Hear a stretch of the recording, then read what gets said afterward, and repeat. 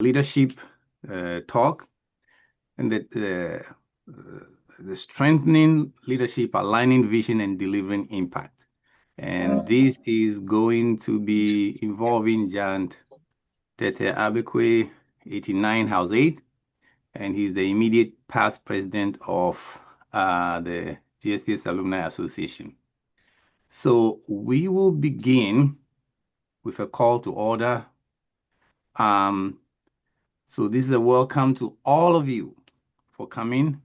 I will now call on the chairman to give the opening address. Can you have me share?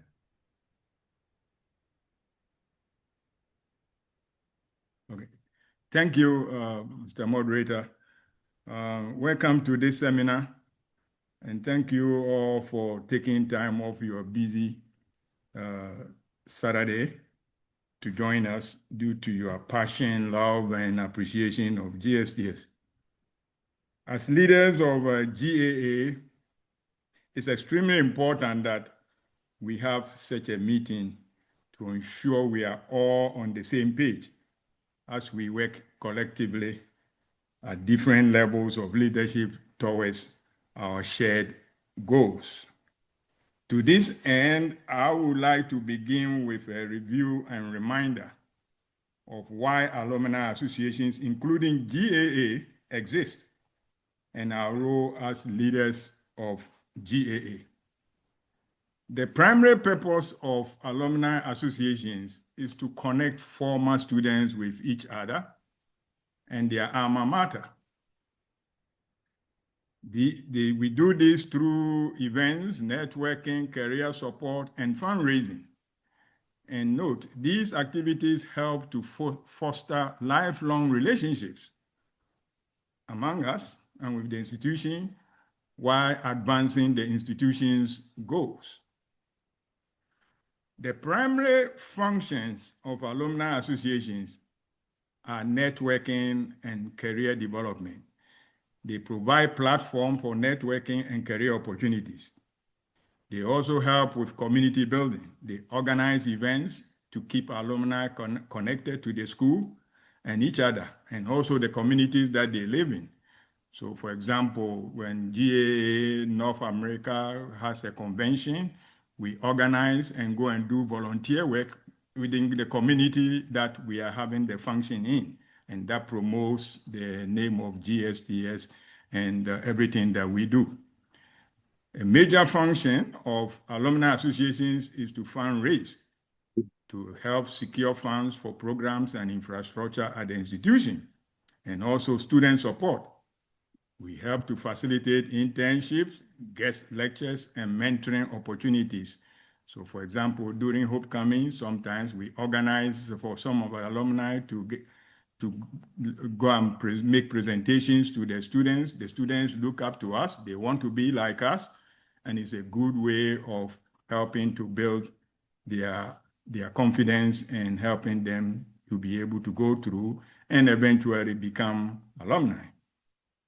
We also, another key function, institutional advancement. We're supposed to serve as ambassadors to raise institutional profile and the reputation. And also, we are also supposed to be an information hub to publish information updates on the school and the campus news and events so everybody gets to know what's going on. Now, I want to say a little bit about why alumni participate. I mean, some of the benefits that ensure the well-being of members. As I mentioned earlier, they stay connected to their school and friends, and this helps to bring strong networking for career growth. Every school wants the alumni to be successful, because then when the alumni are successful, they are able to give and they are able to help the school. Another benefit is for them to also have access to exclusive career services and professional development opportunities like coaching and job boards and things like that. Another benefit is also to show pride in the institution and increase the school's reputation. And please let me mention that Once the school's reputation increases, the value of your own education also increases. So it's very important for us to show pride and increase the school's reputation, because it increases the value of our own education at the institution. And another benefit that some people may not see that way is to give back and support future generations of students. But the emotional satisfaction you get for giving back is priceless. There are other benefits too to participating as an alumni in an association. These include discounts on insurance. Right now we have it for GAA. We don't have the travel part. We don't have the hotel and maybe credit card part and other things. But these come with the volume. I mean, maybe as we grow and we become very large, we will be able to negotiate and get these type of things. Other side benefits include access to facilities. Right now, if you go to GSTS, you can use the facilities. You can even use the internet facilities at GSTS that is currently available. And other benefits include seminars and webinars to help our members to expand skills. So there are a lot of benefits.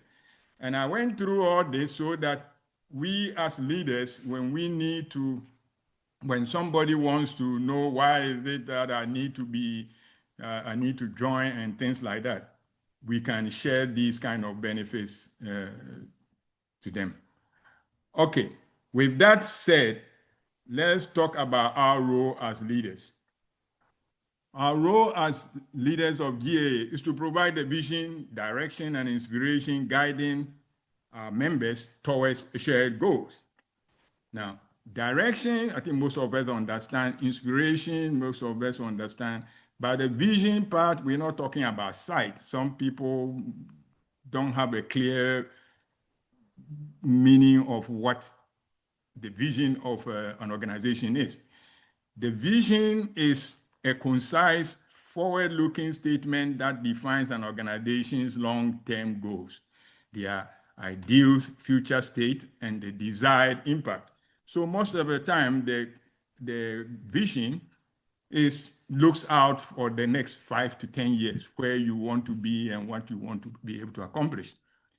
It describes where you are going and what it will look like when you get there. So let me now be specific. Since we are talking about the vision of us as leaders providing vision, direction, and inspiration to our members towards a common shared goal, we need to understand what the vision first of GSTS is and what the vision of GAA is, because we cannot, whether it's a year group or subgroup or chapter group, we cannot have a vision that diverges away from what the core vision of the school and the associations are. So the vision of GSTS, and I got this from the website today, is to be one of the academically outstanding second cycle institutions in the areas of science and technical education. It's very concise, and it's very forward-looking, just precisely what a vision is supposed to be. The GAA vision is to build strong camaraderie and companionship among GSTS alumni and ensure that they stay engaged with our alma mater, GSTS, so that it shall remain one of the best high schools in Ghana, whose students receive the best education and become leaders and contributing members of the society. It fits very well within the vision of GSTS. Maybe it may be a little bit, it's not, maybe a little lengthy. Perhaps maybe we can make it a little more concise, because really when we are talking about the vision of GAA, we are talking about, we all know what GSTS is, and we are talking about alumni of GSTS. But that's beside the point. But the most important thing is every one of us who is a lead, who has accepted to be a leader, needs to be aware of what is the vision for the institution and the GAA are. I want to mention that this is a quote that I read from, I think this was by one of the books of Miles Monroe, and it stuck with me for many years. It says the greatest display of leadership is service. You cannot be a good leader if you are not willing to serve. You have to be willing to serve. And right now you are here voluntarily on your own because you want to be able to serve. And that is a very good thing. You are already on the right track to becoming a good leader, simply because you stepped up to serve. Now, we need to know that good leadership directly correlates to higher or better engagement, morale, participation, and results. So if we are not getting better engagement, our morale is low, participation level is low, and the result, when we are not getting the results, we need to know that we need to improve our leadership. So this is something that we have to keep in mind, because the need for good leadership for sustainability, especially the progress that we have made, the significant progress we have made so far in the last few years since we have been in existence, and the continued growth, it cannot be overemphasized. So we need to be able to find ways to groom new leaders, and that's why this seminar is extremely very important.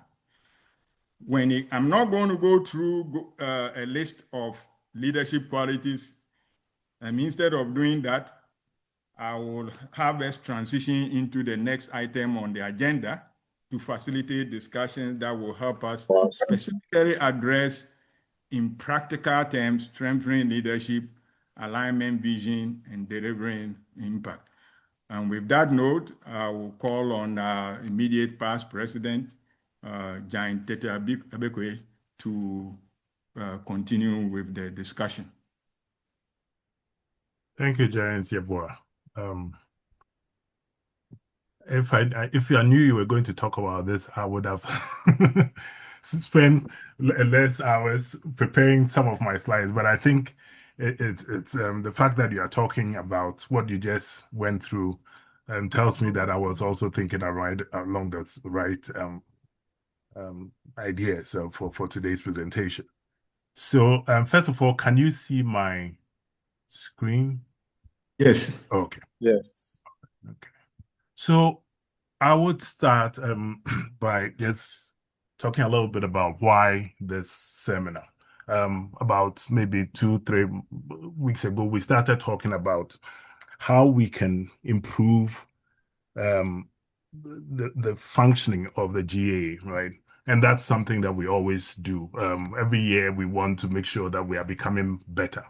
So we thought that, I and the president were thinking about it, and we thought that one of the biggest issues that we have to address if we want to improve things is working at the leadership level.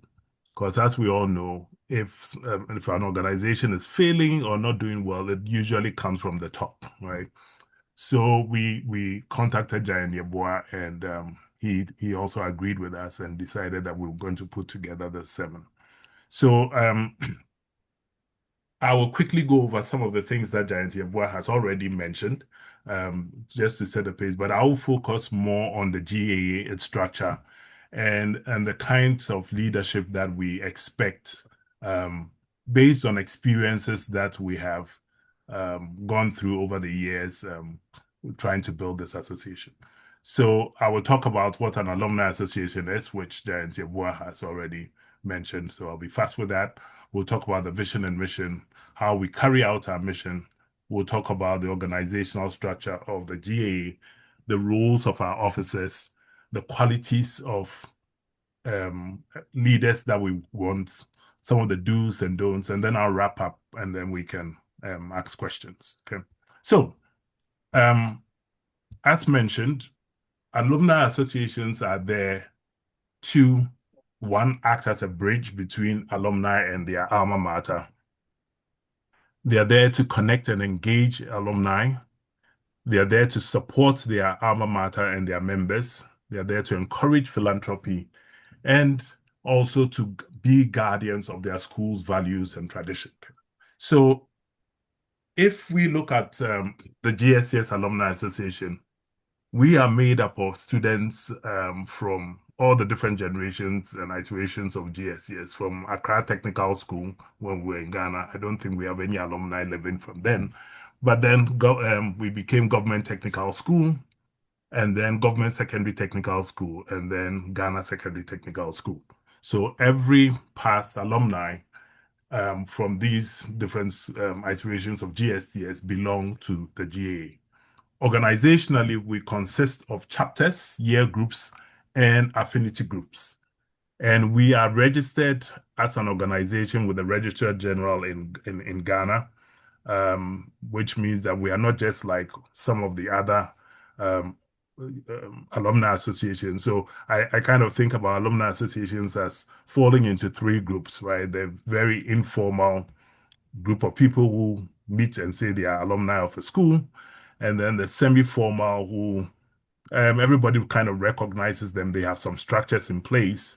And then I would put GSCS Alumni Association in the more formalized, organized group where we are not just all the three that I talked about, but we are also registered and recognized by the governments in the places where we find ourselves as an organization.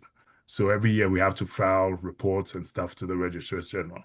We are also a not-for-profit organization. So we are not into the business of doing things to make profit. We are into the business of doing things to achieve our vision and our aim. Now, one of the things that we always also have to bear in mind is that organizations or people just don't associate or organize without having a purpose, right?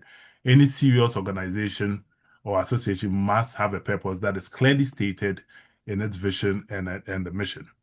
And I always say that anytime I see a group of people or organization for that matter that doesn't have a vision or a mission, pretty much they are a group of, excuse me to say, clueless, and they don't have any goals, and often we find them to be very ineffective. So fortunately, as GSCS Alumni Association doesn't have that problem. We do have our goals, we do have our mission, and we try to go by them. Right? So I expect, or we expect, all GAA leaders, and when I talk about GAA leaders or officers, I'm talking about GAA leaders at the global level, at the chapter level, at the year group level, at the affinity level, and you can be a trustee or a member of the board, executive committee member, standing committee member, anybody in some kind of official position within the association is a leader within the organization, and we will refer to you as an officer.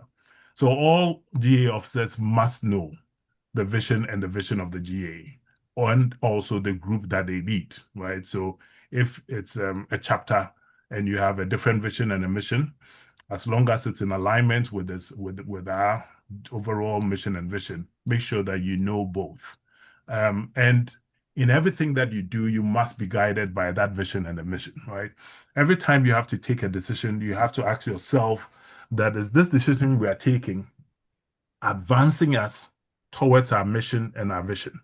And if you cannot say yes to that, then you probably have to pause a little bit and think about it, right? And this is very critical when it comes, especially to non-profit organizations. With for-profit organizations, usually the main goal is to make money, right? So your decisions are usually geared there. But here we have a vision, and everything that we have to do has to go or meet that vision. So what is a vision? And your boy talked about it earlier on, but I'll quickly go through. So a vision is what a group or an association aspires or wants that group to achieve in the future. Like you said, maybe 10 years, sometimes even longer than that, right? It tends to be more long-term strategic goals. Visions must be inspirational. That is, it must motivate people. It should also be aspirational. You should set high goals, right? It's not like I just want to be a good secondary school. No, you have to always set very high goals and something that you can work your way to meet. A vision statement should serve and also guide the organization. Like I mentioned, I started out for them to complete. can we mute? Yeah. Like I mentioned earlier on, everything that we do as leaders of the various GA organizations, we have to ask ourselves, are we taking this decision to meet the goals or the vision of the association? And I don't know, maybe during the discussion, I'll give you a few examples of some of the programs that we do. And if you think about it carefully, you notice that almost everything that we do at the association is geared towards meeting that goal or that vision that we have set for ourselves. It must be clear, it must be concise, it can be modified or changed when circumstances change, and every organization should work towards its mission. Okay. So, what is the mission, right? There's a vision, something that we look forward to, we aspire to, and then the mission is what we do almost every day, right? On a daily basis in order to achieve that vision. So in a way, it defines the purpose of our existence. It defines what we, the organization, do on a daily basis in order to achieve our vision, basically our activities. It defines the people we serve. So in our case, it's the school, the alumni, and also students of the school. It guides the association in its daily activities, and it expresses the impact of the organization's work, right? So some organizations, apart from their mission and vision, might also have values. We have not clearly stated values, but those will be the core beliefs that guide that association. So for some associations, it might be respect, accountability, love, honesty, and so forth. Usually when you see organizations with these values, what it means is that every time they are dealing with their stakeholders, these are the things that they think about, right? Respect, regard love or honesty. Those are some of the things that can be valued. So like I said, we don't have that in our constitution, but it can be something that we can at some point think about. So the GAA vision is to build strong camaraderie and companionship, right? What this means, or why this is here, is that we are not just a group that wants to come together. We are taking active steps to make sure that we come together and we build companionships. We are able to work together across generations, right? It's not about just a year group. I know some alumni associations, very famous ones. When you go in there, it's pretty much year groups that meet and they do their thing, and after that, they're done. One year group doesn't know another year group, right? They are kind of, I would say, silos of year groups, but that's not what the GAA vision is. We want everybody to come together. We want to build camaraderie and companionship across the spectrum, and we want to stay engaged with GSTS. So when we organize things like homecoming and stuff, all of those things are intended to achieve our vision, right? It helps us to stay engaged with the school. The second part is that we also, as an association, want to make sure that GSTS is one of the best high schools in Ghana. So again, everything that we are doing, whether it's projects to renovate the school buildings and the dormitories and all those things, we are doing them because our vision states that we want our school to become one of the best.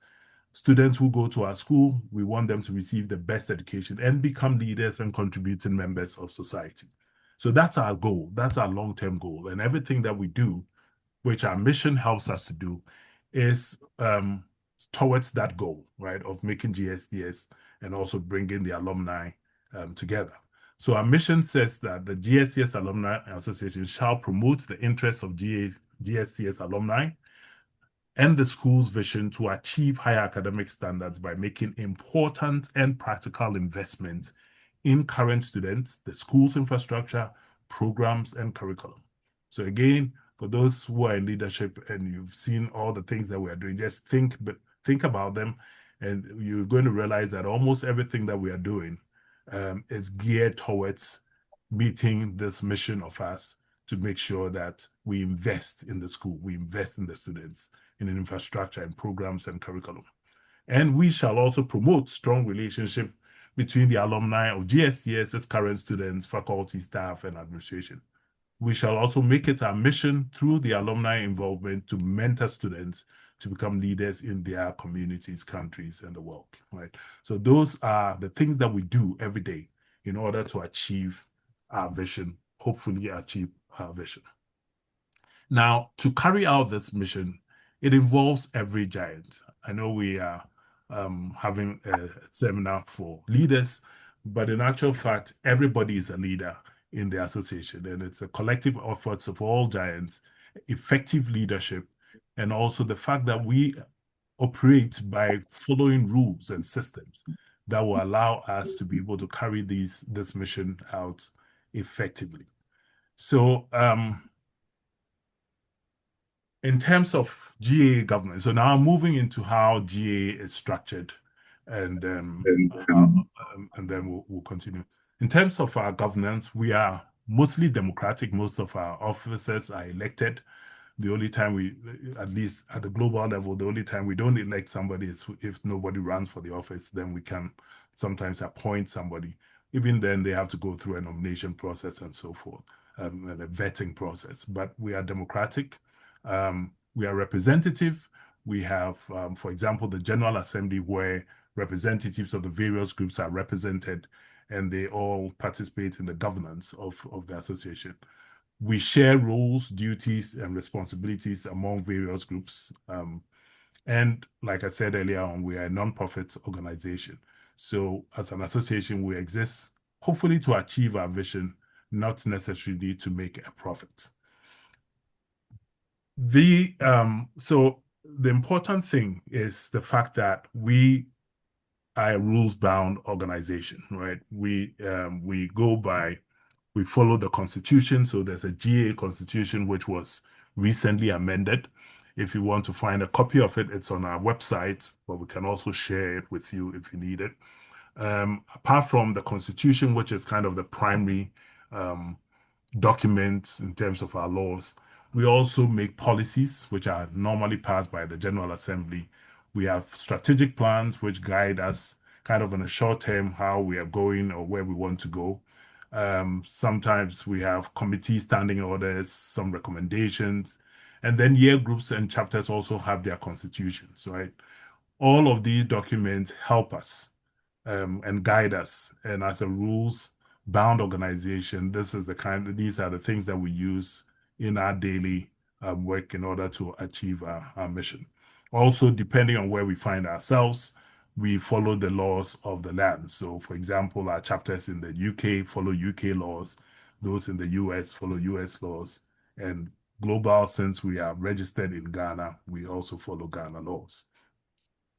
Now, a well-prepared GA officer should have read the Constitution, should have read their group constitution if they have one, should have read all GA policies, and also should know their role.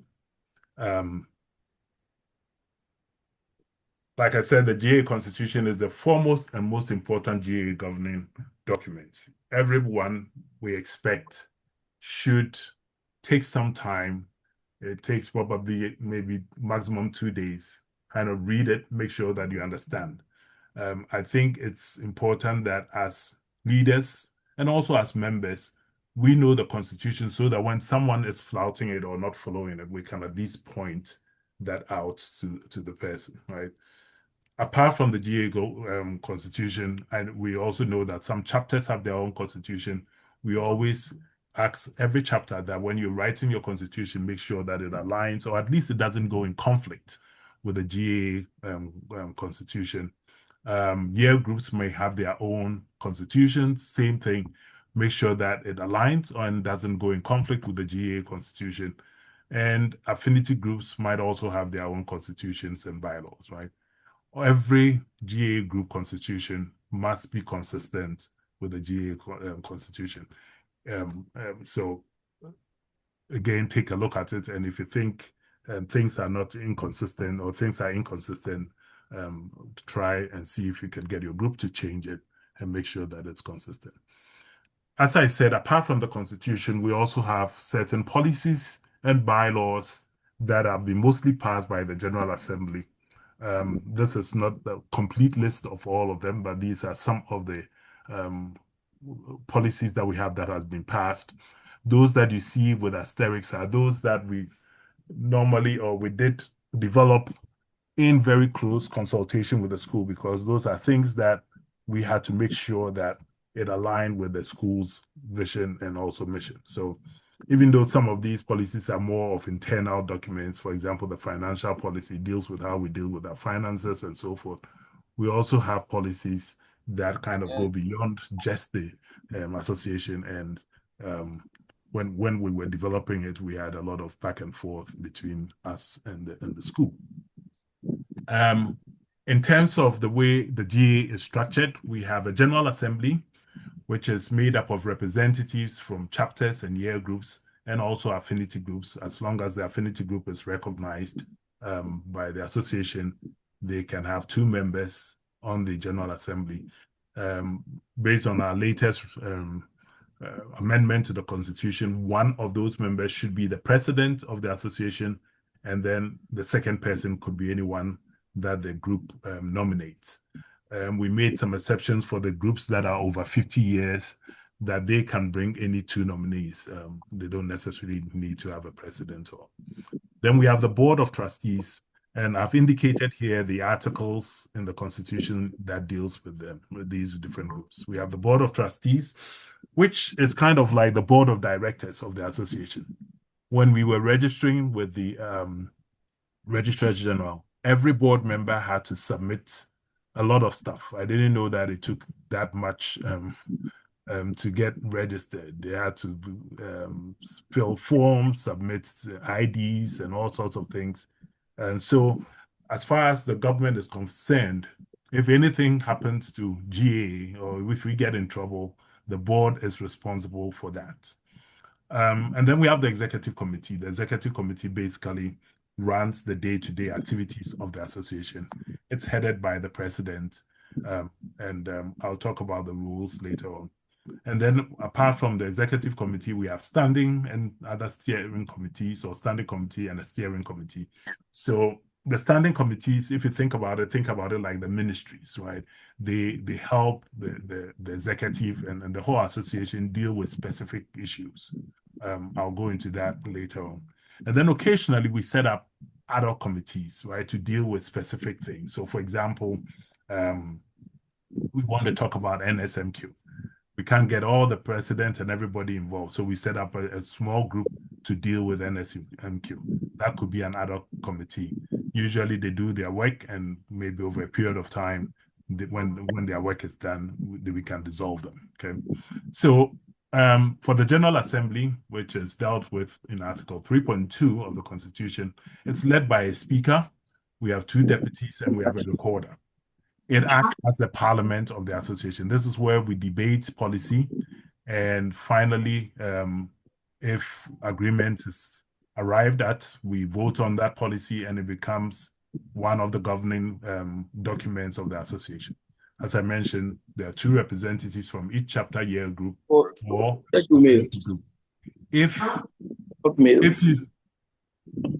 If you do not know the representatives of your on the General Assembly, after this meeting, try and find out from your year group who is representing you on the General Assembly.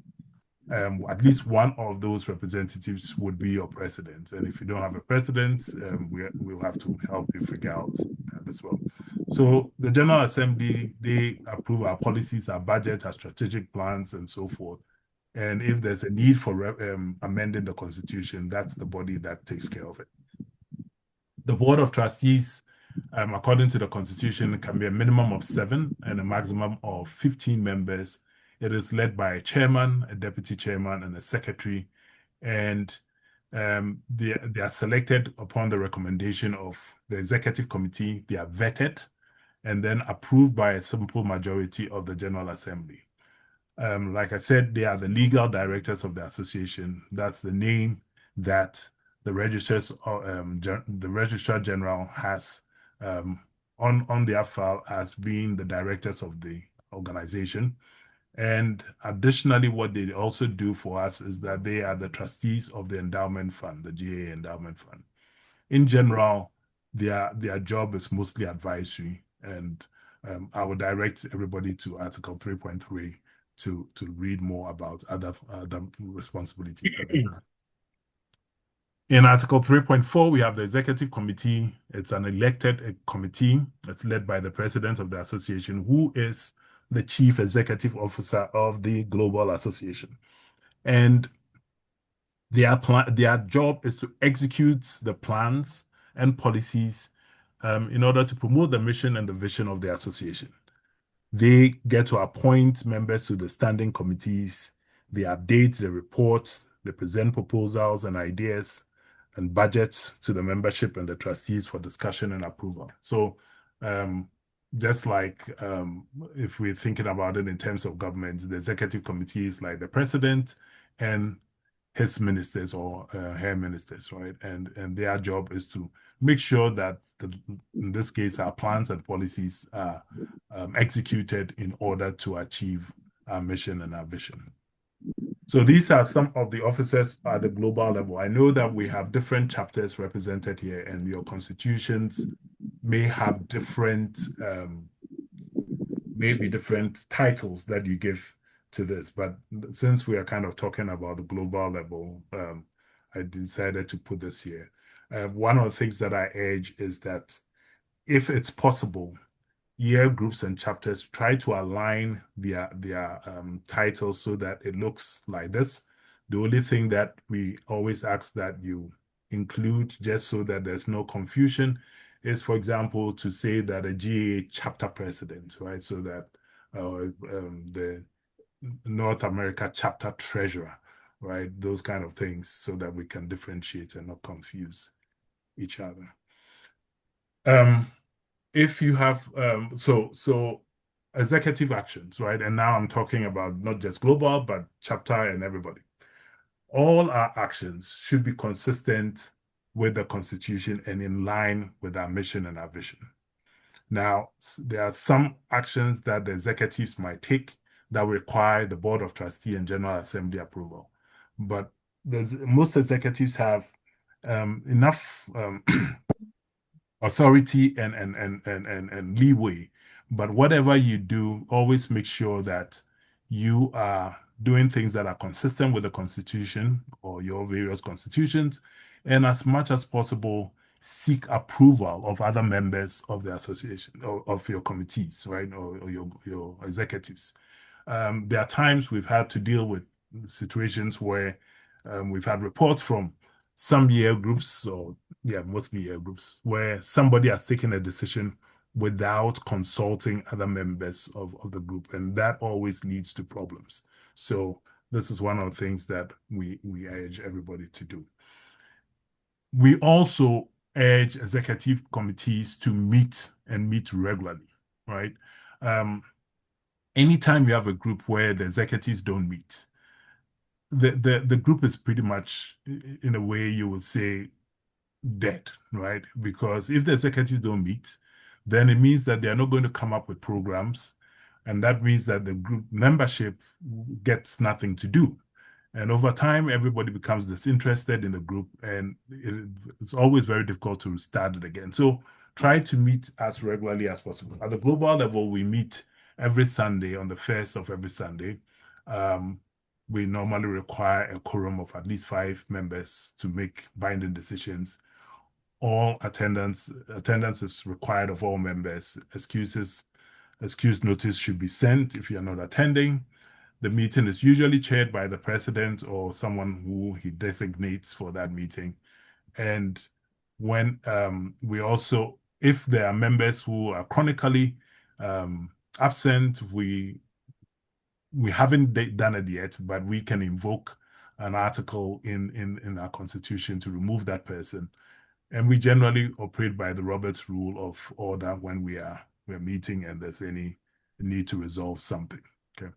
Our meetings can be informal. So again, this is something that I would urge leaders. You don't always have to have a formal meeting, right? You can have an informal meeting, an informal discussion. It can be on WhatsApp and all those different things that we have. And then obviously you can also have formal meetings where motions and stuff are going to be moved. But let's use technology. Let's use what is available to us for our meetings. Don't only wait for formal meetings. If there's a need to discuss something, you can start it informally and then maybe later on hold a formal meeting.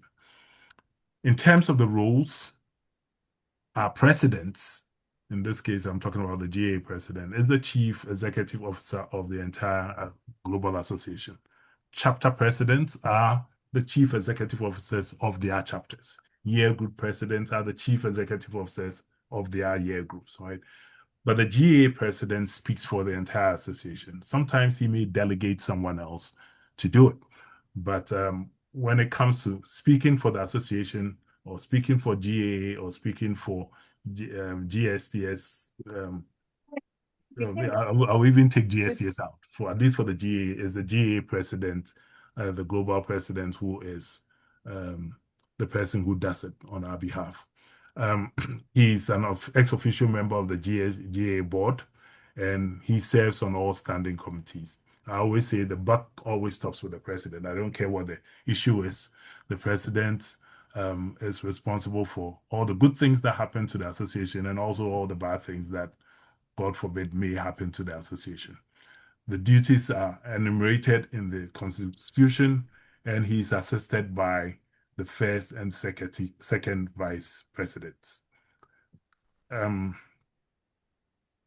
All chapter presidents, year group presidents, and affinity group presidents might have similar roles as a global president, but it's limited within their specific GAA groups.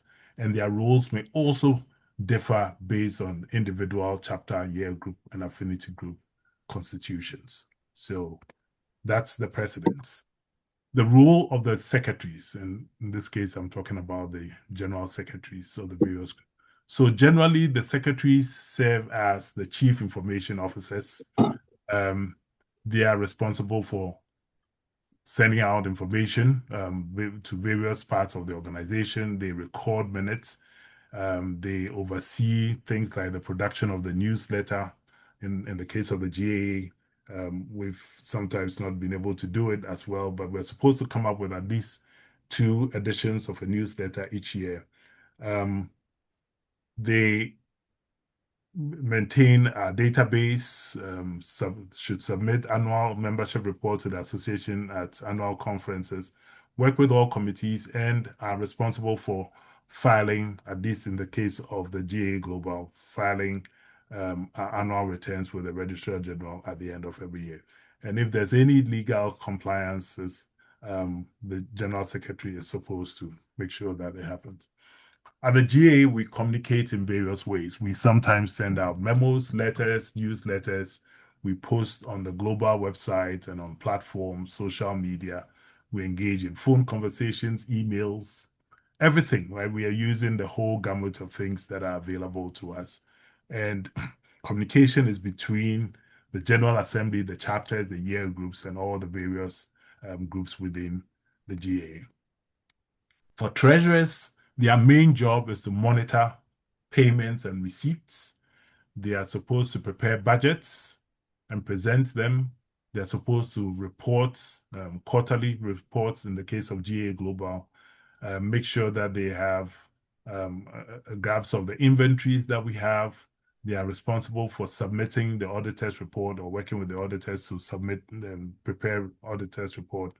They play a very important role in fundraising, and they are supposed to ensure that the association is financially solvent and stable, report on the endowment fund, and also prepare budgets, not just for the association, but also for certain activities, for example, NSMQ, cadet, and so forth. This is done usually by working with the school to come up with something. Okay? The main goal of financial reporting at the GA is to make sure that we are transparent as a group. right? And so you're going to find, for example, in 2 weeks when we meet at the annual general meeting, we're going to present a lot of financial reports, right? The quarterly reports, the year annual reports, the endowment fund report, and so forth, the audits for last year, and so forth. And the reason why we do all this reporting is to make sure that every member knows that we are being transparent, how your money is being used, how much your donations are being used, or how well or where we put them, and so forth, right? Transparency is the goal. And so that's one of the jobs that the financial guys are supposed to do. So these are a few other things that you might see in the report when it's made public. The GA, again, still on finances, we have general accounts and sub accounts, and we also have the endowment fund account, right? So for the general account, we have one account with EcoBank and Fidelity Bank. We also have online payments portals, like we receive some of our payment through Paystack, and then Fidelity has another thing that they use for us to be able to collect money online. And we also know that other GA groups have their own bank accounts. So in general, this is how we have our accounts. Just something that just occurred to me. So one of the things about the accounts that other chapters have and year groups have, I've had discussions with some year groups, especially the older year groups, who have said to me that, you know what, maybe in the 50s or 60s, we had an account and I don't know where it is, right? I think it's a discussion that we should have at some point, that when year groups have accounts or set up accounts, they at least inform the global association about the account, maybe the account number and so forth, if possible. And they could, I don't know, this is something maybe the bankers can tell us, maybe put our name or the global association there as kind of a beneficiary or something, so that if the account becomes abandoned, maybe the monies in it gets transferred to global. I think it would be a good thing to consider, because one of the things that we know is that year groups at some point will cease existing or become so small that the members might not even know where and what their accounts are. And I don't know, but it's possible that we probably have some money sitting in some bank account somewhere that nobody knows where it is, and therefore we've lost out to it. So this is a discussion that we can have at some point. For our endowment fund, we have an account at EcoBank, and we also have an account held in trust by the North America chapter. It's a Fidelity investment account. So when we receive money in dollars and sometimes in pounds, it is invested in the North America account. And when we receive money in Ghana and cedis, it is invested in the EcoBank account. I want to take a little bit of time to talk about endowments, right? So the term is being used all around. I don't think a lot of people understand what an endowment is supposed to be. We have different types of endowment, but generally a true endowment is supposed to be a perpetual gift, in our case from Giants, that is donated to the association, and we hope to invest a portion of that and use it to support the school annually, right? It is not a savings account. It's not a checking account. It's not the kind of account that you go in anytime you need money, right? If you're taking money from it, it is supposed to be very purposeful. Endowment accounts can contain restricted and unrestricted gifts. And in the case of the GA endowment account, it is the GA Board of Trustees that are custodians of it or trustees of it. And any requests for money from the endowment has to come from them. They have to approve it before money can be taken out, right? And that's what we've been doing all these years. Anytime we have needed money for something that endowment is supposed to take care of it, we approach the trustees, we make a case, and if the trustees vote and agree on it, that's only that time that we can take the money. In fact, a letter has to be sent to the bank. We've set it up such that without that letter from the bank will not release that money. We've also learned that some, and this is why I started off by saying that I think some people confuse the whole what an endowment means. Some year groups have mentioned trying to set up endowment funds for the year groups, and there's nothing wrong with it. But one of the things you should think about when you're setting up an endowment is that it's supposed to be perpetual, right? Last forever. Now, as I said, year groups are not designed to be perpetual. Chapters, yes, the Global Association would always be there. And so it makes sense for them to set up endowments. Year groups, I would suggest that if you want to, thinking about an endowment, it would be better if you raise the money and contribute that money to the global endowment, right? It can be made in your name and we'll recognize that. For example, 1993 year group has made or they have promised, they've almost completed paying their 300,000 towards endowing the sick bay, for example.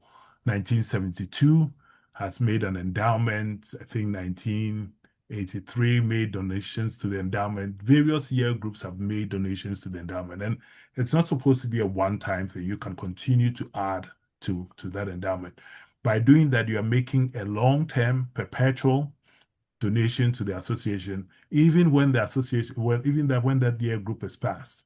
For example, the 1917 year group, if you're no longer there, right, your contribution, your impact is going to be there in the endowment for a long time. So this is one of the things that I would suggest that year groups think about when they are making or when they are considering establishing endowments. Okay. For the organizers, so that's the financial guys, right, and all the things that they do. For the organizers, they are responsible for organizing everything that the association does, right? So if you're at the chapter level, you're supposed to be the one responsible for organizing chapter events. At the global level, the global organizers global events. What you see in the background is Homecoming 2025. It's the organizers working with the relevant standing committees like the events committees and so forth, try to put everything together, and we go and we have fun together. So both the fun activities and also the serious activities are supposed to be organized by the organizers. So these are some of the things that our organizers do for us annually. Annual general meetings, which is coming on in 2 weeks, Founders Day, Homecoming at the end of the year, any networking events, reunion, year group reunions, chapter reunions, everything. We expect the organizers to do that. Then we have the youth rep and organizers. They also do the same thing as the organizers. Their focus, though, is with the younger giants, right? The recent graduates and those in tertiary institutions. They work under the executive committee to deal with specific issues that affect our youth, our younger giants. And if necessary, they also assist the younger chapters in organizing events. And another job that the youth organizers are supposed to do is to bring the attention of younger giants or the concerns of younger giants to the attention of the association. This is one position that I don't see much at the chapter level. And I would urge that every chapter, if possible, should probably add a chapter youth representative so that within the chapter, somebody's out there looking out for the youth. Now, if you can't do that, you can always form a committee to also do that. It's important that we bring our young ones along, otherwise we lose them. Most at the global level, we have a technology officer, and he heads the IT committee, and their job is to advise us on the use of technology within the association and also at the school. They lead and implement technology initiatives, and They are responsible for the smooth and efficient operation of all the technologies that are used by the association, including things like our websites, our social media, and so forth. Then we have the standing committees. The standing committees are appointed by the executive committee. And at the GA, I think we have 11 standing committees, and their name tell us what they do. We have the Alumni Affairs Committee and Membership. This is the committee whose job is to think about the members and see how they can improve or make things a little bit enjoyable in the association. So, for example, the group benefits that the group insurance benefit that we currently have, it's the job of the Alumni Affairs Committee to come up with it and make sure that it's there for us every year and so forth. Budget and finance, they look at the budgets and the finances of our association. They advise us whether we're doing it right or wrong. The marketing and publicity, I don't need to explain that. Events and planning, we don't need to explain that. Fundraising and capital campaign, very important. Association standing committee as well, I don't need to explain that. Projects and infrastructure, everybody knows about it. Nominations and elections, if you have been a global executive, and in some cases, chapter and year groups, you probably have met with the nomination and election committee during your vetting. We have the student and staff affairs committee that deals with things that affect students and staff. So, for example, NSNQ issues, academic issues, all those things that students are involved, this committee deals with it. We have the judicial committee, which it's one of those committees that we don't hear too much about, but if there's any issue that has to be settled, the judicial committee would take that and take a look at it and try to settle it. Fortunately, we've been good boys, so we don't have much for them to do. And then we have the information technology. I just talked about what they do. And then the audit committee, which is a new committee that we've put in place during last year's amendment. And their job is basically to make sure that we are following everything that we're supposed to be doing at the end of the year or during the year.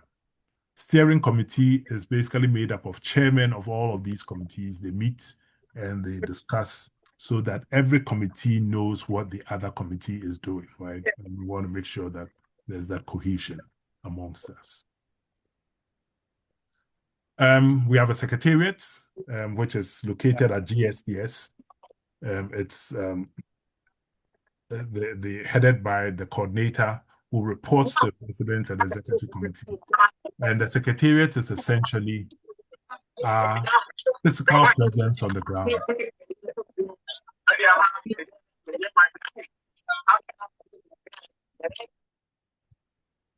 The secretariat is our physical presence on the ground, right? And it acts as the glue between the alumni, the students, and the school. And it does a lot of things. Without the secretariat on campus, a lot of things that the association plans to do or wants to do would not be able to take place. So it's one of those things that all of us have to support, right? Chapters, year groups. I want to thank, for example, North America for many years now. Every year in their budget, they assign some money for the secretariat, right? And we encourage all chapters. There's no set price. Anything that you can send to that secretariat to make sure that we keep it running to serve us will be something very much appreciated. And it also maintains our alumni database and so forth. So I want everybody to know that the secretariat is for all giants and for all giant groups, and we all need to help support it. Other things that the executive do beyond what I've just talked about is that we play a very important role in project and maintenance oversight. We play a very important role in extracurricular activity support. Obviously, we fundraise a lot. So as an executive, the reason why I kind of have isolated these things is that as an executive, these are some of the things that you will be doing regardless of whatever your position tells you to do. So if an executive, we expect that you help with fundraising, right? You help support members when they are in trouble or when there's there's happiness, right? All executives as leaders, we have to play that role. At the global level, we also involve ourselves in project management and so forth. Yeah.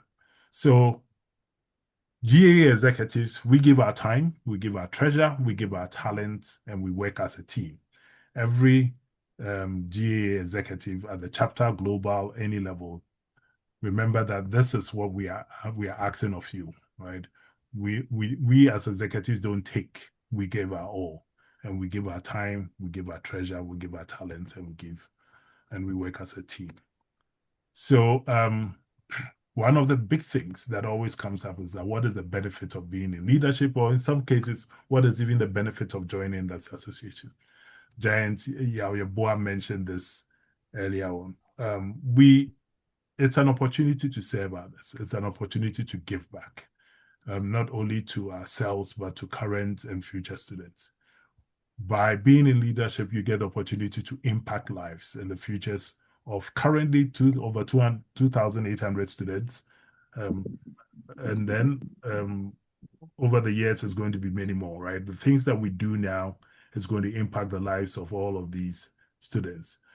It's an opportunity to serve and support your members. So whether it's global, whether it's your chapter, whether it's a year group, whether it's an affinity group, this, by being in leadership, you get the opportunity to serve. And as a leader, we can also help to develop leadership skills, which we can hopefully use somewhere else. We gain networking opportunities by mixing up with former giants and discussing business and all those kind of opportunities. And there are these little benefits that we are also trying to put together, like the group life insurance. If you were to go get your own insurance, it's going to be much, much higher than what we are providing. So those are little perks that we provide, and being in leadership helps. This is a long list of things that I've been thinking about, and every now and then I go and add something more, right? So what are the qualities of a GA leader? What do we expect of a GA leader? One is integrity, right? We expect that GA leaders are honest, ethical, and trustworthy. GA leaders advocate for GSTS and the GAA. They know the rules of the association. They are good communicators. They are team players, good managers, accountable, collaborative.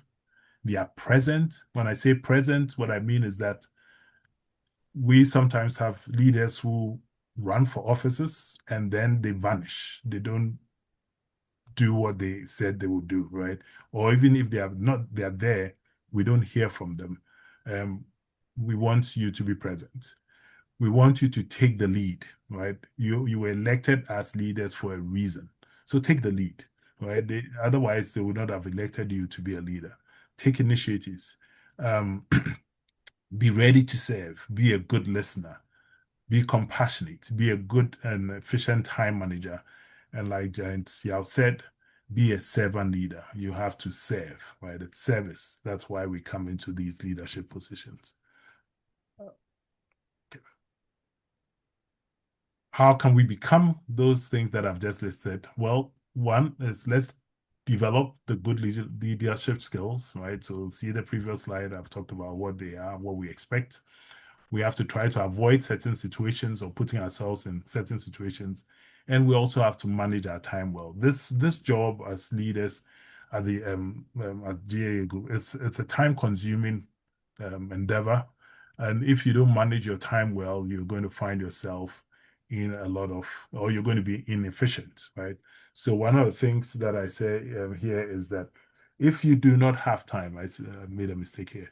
If you do not have time, please resign your position, right? So that somebody else who has the time can step in and do the work, right? You cannot just occupy a position and not do the work that is expected of it. When you leave, let's say you resign, also don't stop supporting the group that you were part of.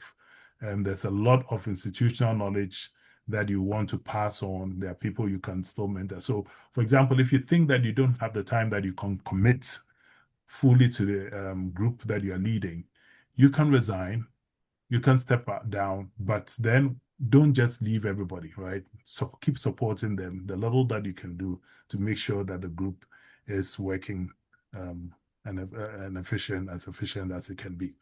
So that is one of the things. This is one of the things that I kind of use every time I have to deal with my time. It's something I learned a few years ago, and I kind of like sharing it with everybody. So when I have things to do, if it's very important and urgent, I do it, right? If it's important but not urgent, I take my time and plan and see how I'm going to effect it. If something is not that important but urgent, I can delegate it to somebody to do it. It's not that important, but it's urgent, right? It has to be done. I will delegate it. And if something is not important and not urgent, I kind of put it aside or eliminate it until I find the time to do it, right? And I found that when I'm able to sort things out like this, I'm able to, there are so many things. You should see my to-do list, right? When it comes to GAA. Nowadays, I don't have to do much because I have a new executive and I'm kind of enjoying my part-time retirement, right? But I do a whole list of to-do lists, and I have to find a way to see which one is important, those things that I have to do. So let me just give you a quick example. Assuming that I get a call from a giant that says, I just talked to somebody. He needs a proposal from you for some money. And if you can get it to me by tomorrow morning, that would be great, right? I will stop everything. This is not something that I'm going to delegate. This is something that I'm going to stop everything, sit up at night, and try and work through it so that by the next morning I have something to present, right? On the other hand, if I have something that says, okay, let me see, let's say the AGM, it's coming, it's very important, but I know that it's like 2 weeks or 3 weeks from now.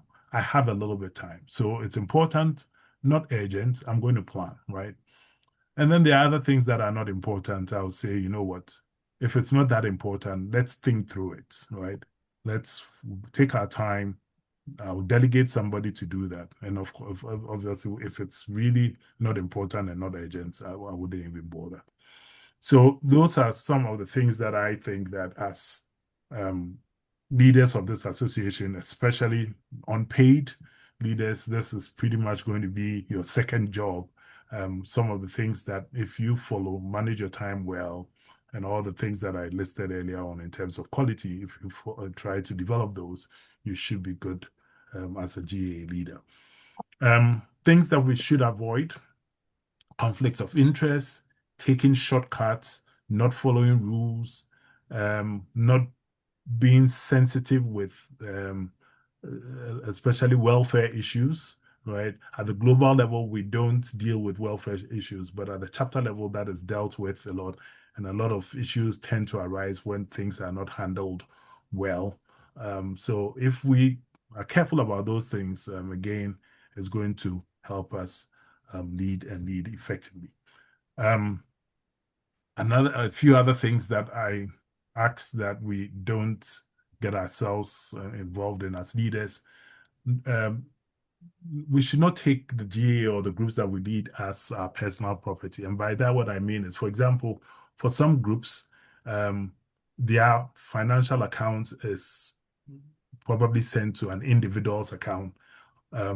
It's not a good practice. We've had situations where somebody has traveled, for example, and therefore the year group had made some donations, but it's with that person, and until that person comes or until they find that person, there's nothing going on, right? That person has it. It's not good practice when we do that, or even with documentations, right?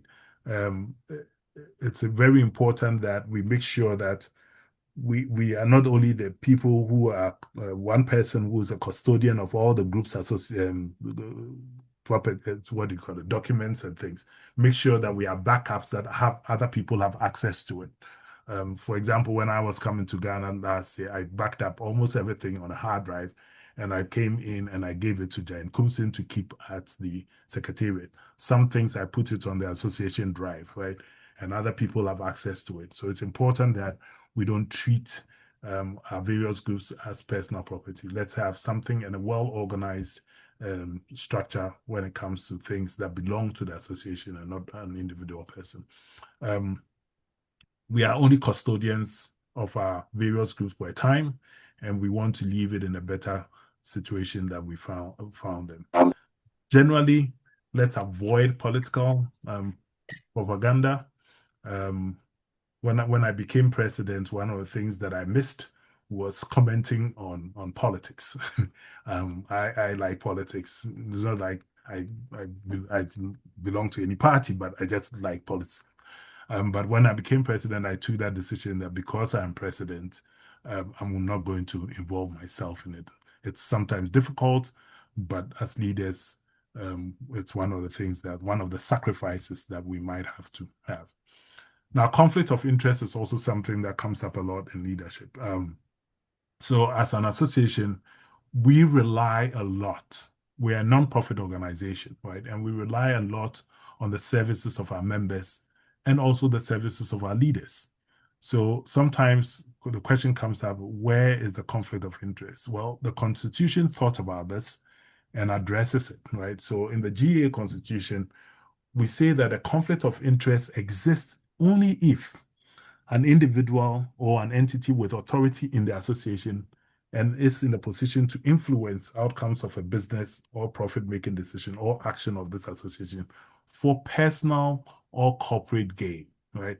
Now, what that means is that if you are offering something, if you are selling something, and there's no gaining, or you're not gaining from that decision or action, technically, there's no conflict, right? Another thing that the Constitution also did was that it says that in order to make sure that there's no conflict, always disclose something. So if you're going to do something and as a leader and you think you're going to benefit from it, it doesn't have to be actual or potential. Just let them know. Let your members know or let your executive know that maybe this thing that we're going to buy, I sell the same thing. I can give it to you at a cheaper price, but I'm just letting you know, right? Rather than just going ahead and doing it without letting anyone know. That's when the conflict comes in there. So pretty much basically what we have to do in order to avoid the conflicts which the Constitution deals with is disclosure, right? Just make sure that you've disclosed it. And with that, there's no nothing. Now, if we get to the situation where people are not performing, the Constitution also has, at least at the global level, and I hope that every chapter also has something to deal with that. We can activate certain provisions of the Constitution to remove members who are not performing. And the Constitution, GA Constitution, has sections that deal with removal of trustees, executive committee members, and so forth, right? Hopefully, we don't have to find ourselves in that situation. All right. So, and one last thing about the removal of officers. Fortunately, the Constitution has such that there's due process, there's a right of appeal. The process might involve trustees, the Judicial Committee, the General Assembly, and we ask all giant groups if they need the help of the Global Association in dealing with certain situations, they can let us know and we can help to do that. Okay. So I'll wrap up my presentation by saying that we have to unite in purpose, right? We as an association share a common goal and vision, whether it's a global, whether it's a chapter, whether it's the year group. We are all in alignment. Our activities are supposed to move us in the same direction. And when we work together in unity, when we coordinate well, we collaborate well, and when we cooperate well, we would deliver the mission and vision of the association, and that will go a long way in making GST as a thing. We can achieve this through effective leadership, great communication, a defined mission, a shared goal, and we have all of this. I know we have all of this, and we're going to work towards it. Thank you. Thank you very much, past president of the association. We now move to the facilitated session. Actually, sorry, the interactive engagement, not the facilitated session, the interactive engagement.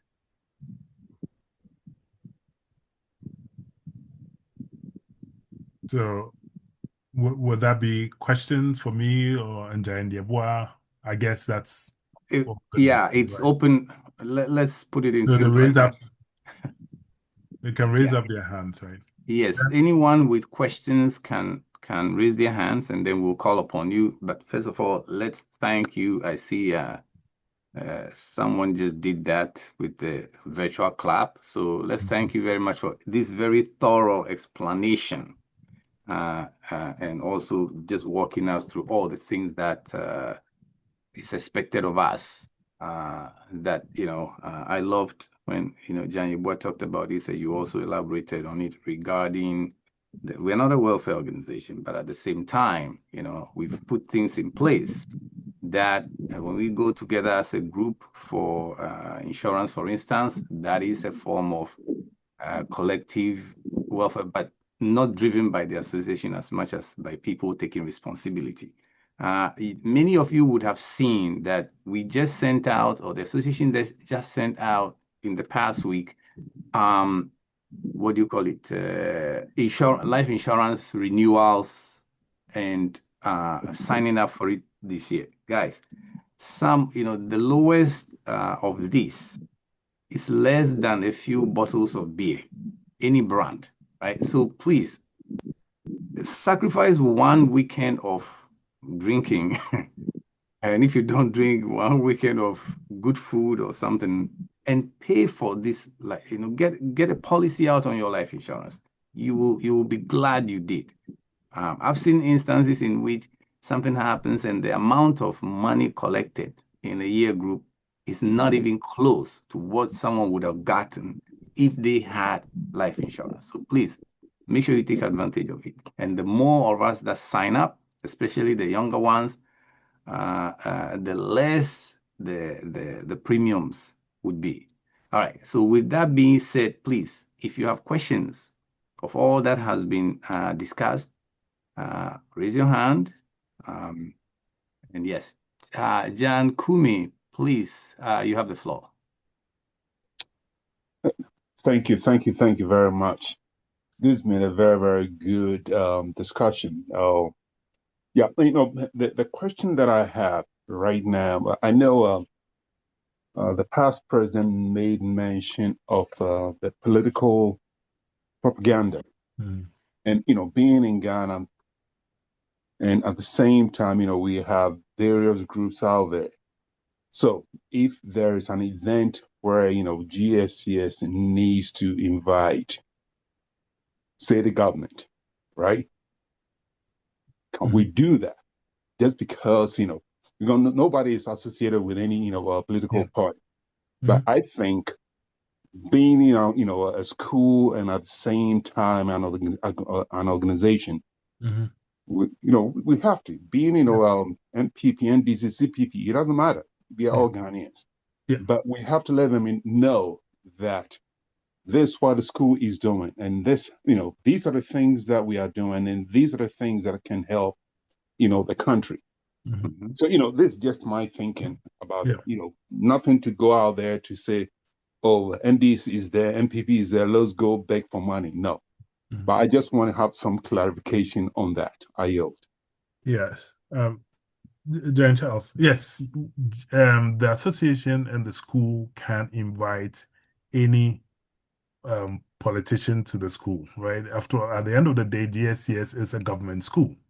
And so whether we like it or not, the government is involved. What I say, being involved in political propaganda, what I'm saying is that kind of actively aligning oneself with one group in front of our members, right? It doesn't mean that you do not belong to a party. Most of us might belong to one party or another, and it's fine when you do your political stuff in the background. But when it comes onto GA platform and stuff, that's where we're saying that as much as possible.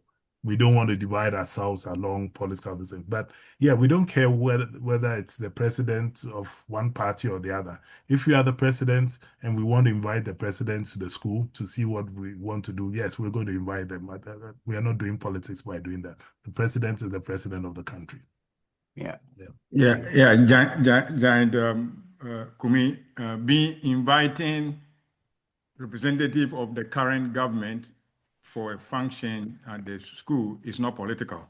I mean, you are not being political. That's the reality. They are the ruling government.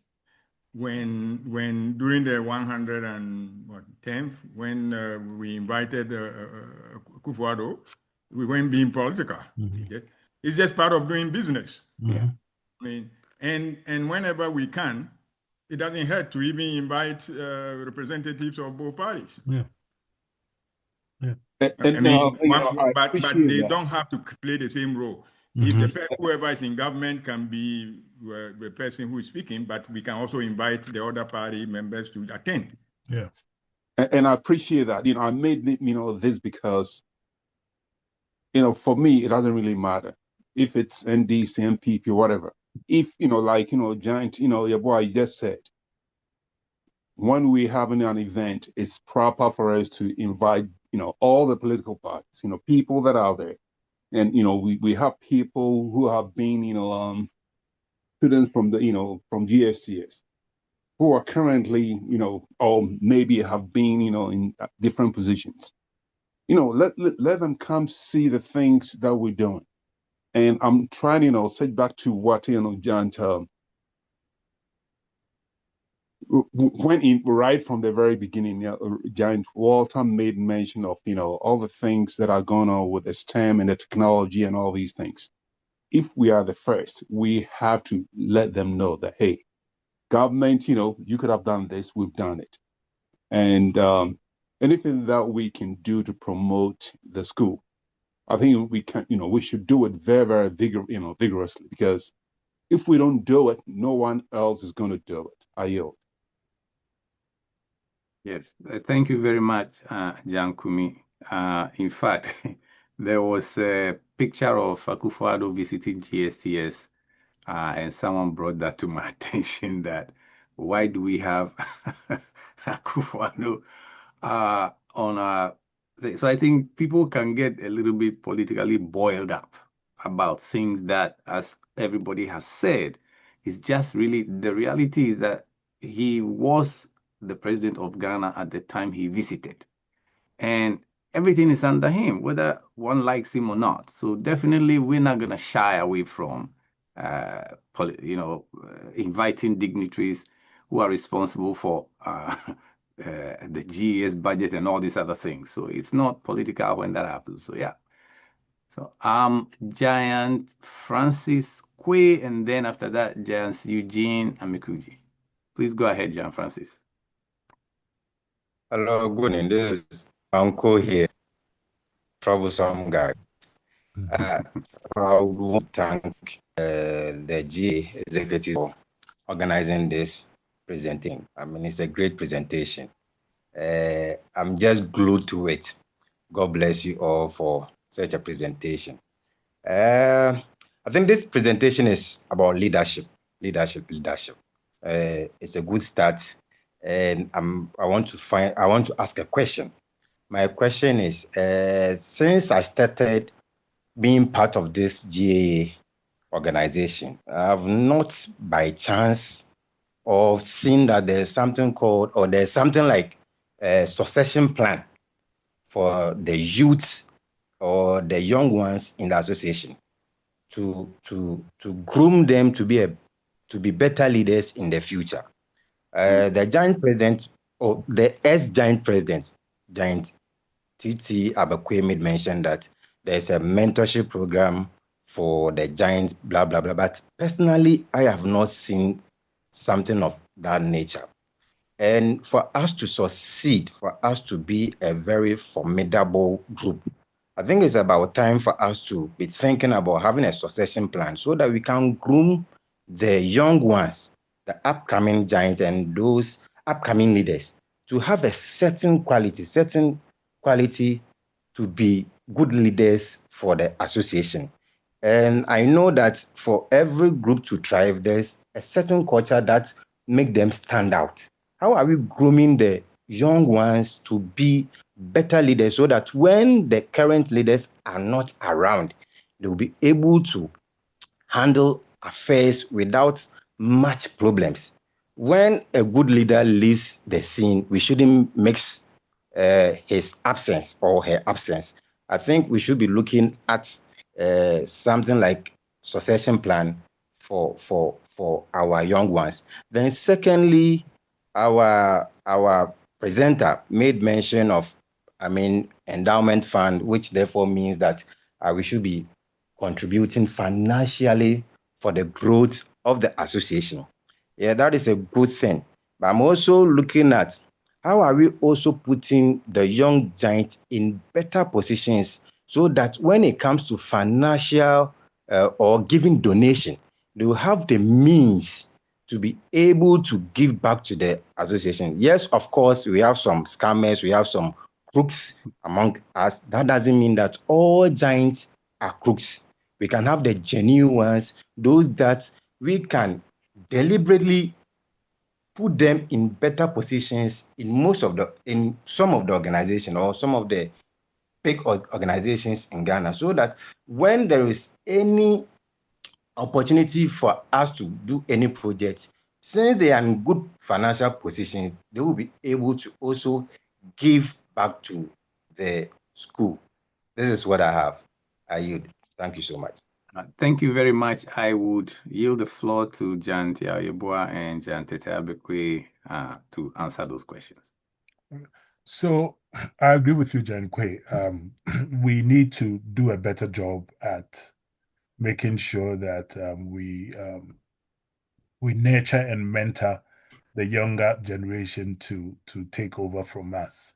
One of the things that we try to do through the Constitution as well as through our actions is try to make sure that we get younger giants at all levels. So I remember when we're writing the Constitution at the board, I was insisting that we put younger giants, right? We reserve a place for giants that graduated, I think, within the last 10 years.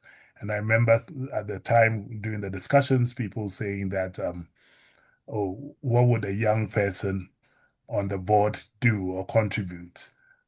We were able to put that out. So currently we have a giant who belongs to the very, I think, graduated now. It's 2012, so now it's about 13 years now, right, on the board. They will also bring their own stuff and ideas to board discussions and so forth. If you look at the executive committee right now, you'll find that there are a lot of younger giants on it. We have to encourage it at all the various standing committees and all those things. Have young giants that they're going to start learning from us. But going back to your point, we probably have to also think about some kind of proper effort or initiative to see how we can make sure that we get these younger guys. There are a lot of them out there, and I'm not too happy with the level of participation at the global level. So it's something that we need to discuss. I don't think I have an answer right now, but it's a good point that you make. On the issue of making sure that they are prepared to contribute, it all comes to doing well academically, right?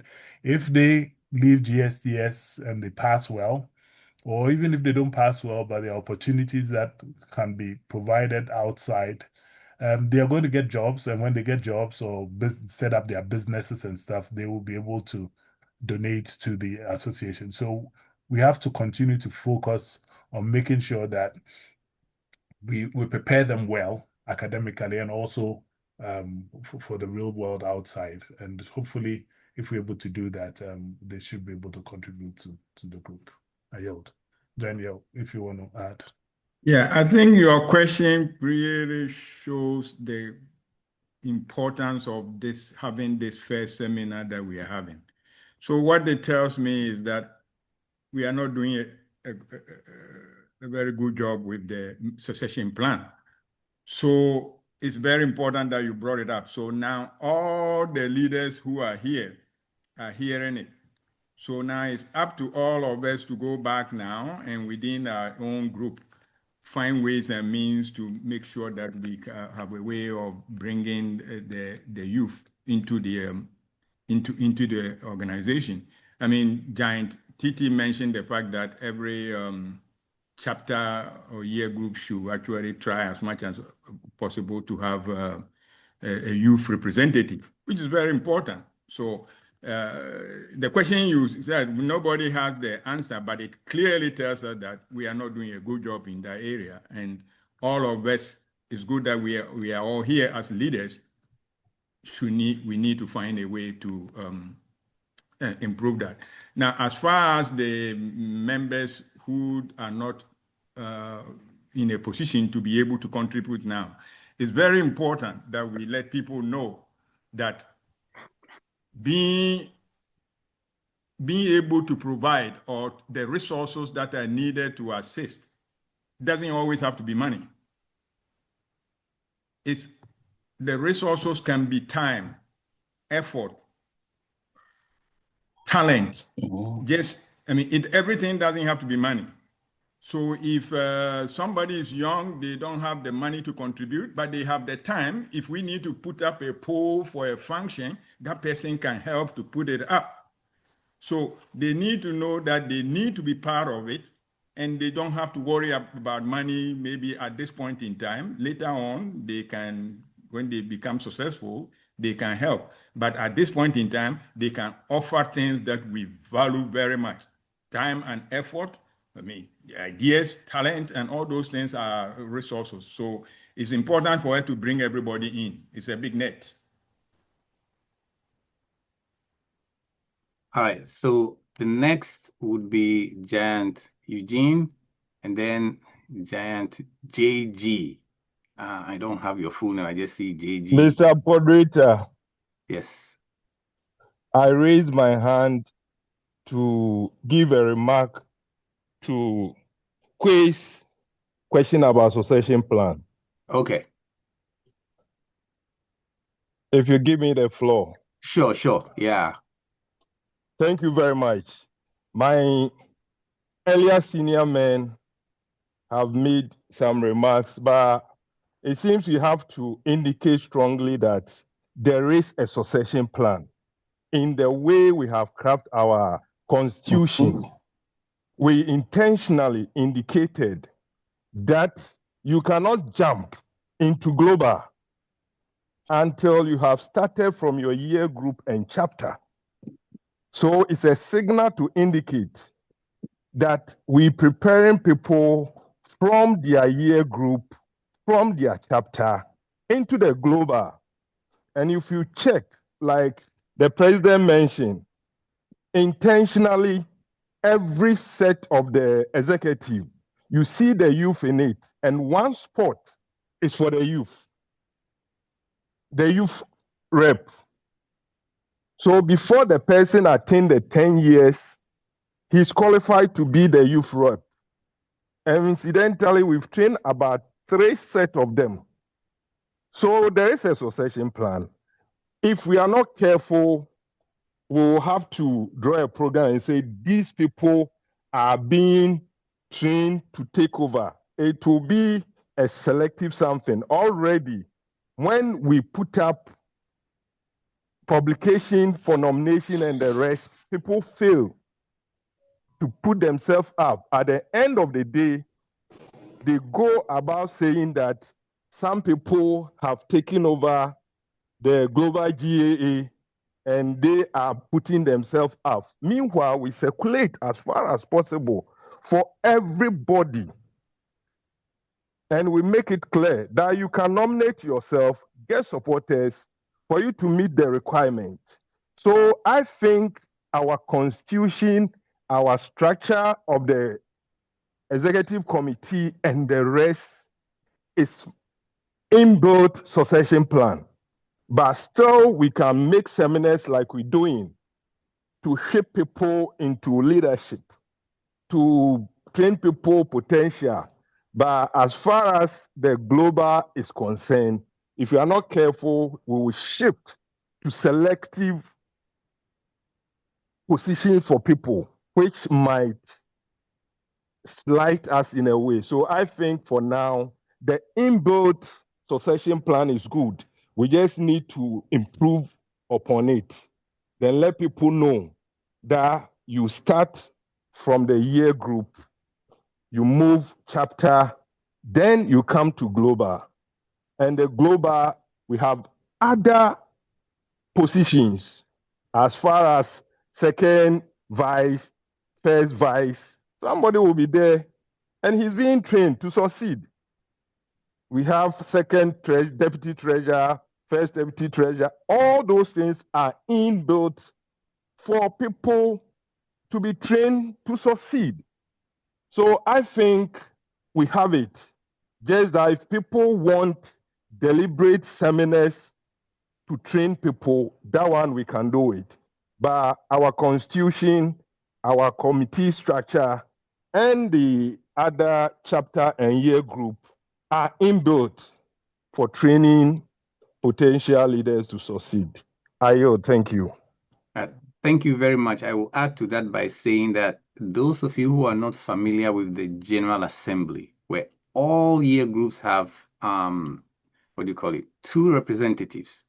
And oftentimes I will notice they post something and this information, like you see people haven't read it in a long time, right? So it tells me some information isn't getting to year groups. So if you are in a year group and you have not been getting any feedback from GA General Assembly, that should tell you that your year group representative is not doing a very good job, and you need to ask. You need to ask about that, because as the Jan Kobna, who also happens to be the Speaker of the General Assembly, is saying, we do have a lot of things in place. Unfortunately, we don't like to read. So let's make an effort to be more, to be more involved. If you elected someone to represent you and you're not getting any feedback, or you're not even aware that your class representative is so and so, please go back to your year groups and ask who is the class representative. If you don't have any, elect some and send to us. Another thing I want to point out, I've been running into young giants who keep saying that they are not giants. Please let everybody know, the day you graduate, you are a giant. Mm-hmm. We gave a 10-year grace period not to pay dues. That doesn't mean you're not a giant. It just means we want you to have some time to settle in, finish maybe tertiary education, settle, start making some money, have a little bit of a deeper pocket than fresh from school. And then you can also start contributing. That's all that is. So I've met way too many people who tell me, oh, I graduated in 2020, this, I'm not a giant. I say, you are a giant from the very day, the moment you finish your last exams at GSTS. Before you leave campus, you are walking out of the gate as a giant. So Giant and Mekugi, you have the floor, and then after that JG, and then after that John Nemi. Thank you, Giant Walter, and thank you for all the speakers on this leadership program. Really appreciate it, and it's very educative. I wanted to speak on what Giant Titi said regarding leadership and politics. I think Giant Kumi may have taken it in another direction. I think what Giant TT was saying about the politics is not about we not showcasing it or inviting political leaders to participate in GA activities. But what he was saying was that we should shelve our personal political interest and opinions from GAA activities.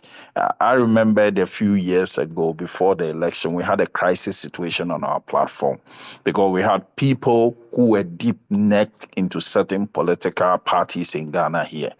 And it got to a time we nearly dissolved the platform because now it became a battle of exchange of words, trading of words, and all kind of things. And I believe that it is an ethical direction that GAA is standing to. That regardless, maybe if you are even standing as the president of Ghana and you happen to be a GAA executive, we don't want to see maybe your let's say your campaign posters on the platform to bring all kind of stir and confusion. I believe that is what Giant TT was referring to, and not that making things inclusive for them to come. So I believe this is what we're all looking at. We should be politically neutral so that we can move the GAA agenda forward than our own personal agendas and personal labels that can divide us. I yield. Thank you. Thank you very much, Jan Eugene. And Jan JG, you have the floor now after that Jan Nemi. Sorry, JG is simply James Gapito. Okay. Those who know me, yeah. Bro. Yeah, bro, good. Yeah, thank you very much, Giant TT and Giant Yabua. It's been a very powerful exposition.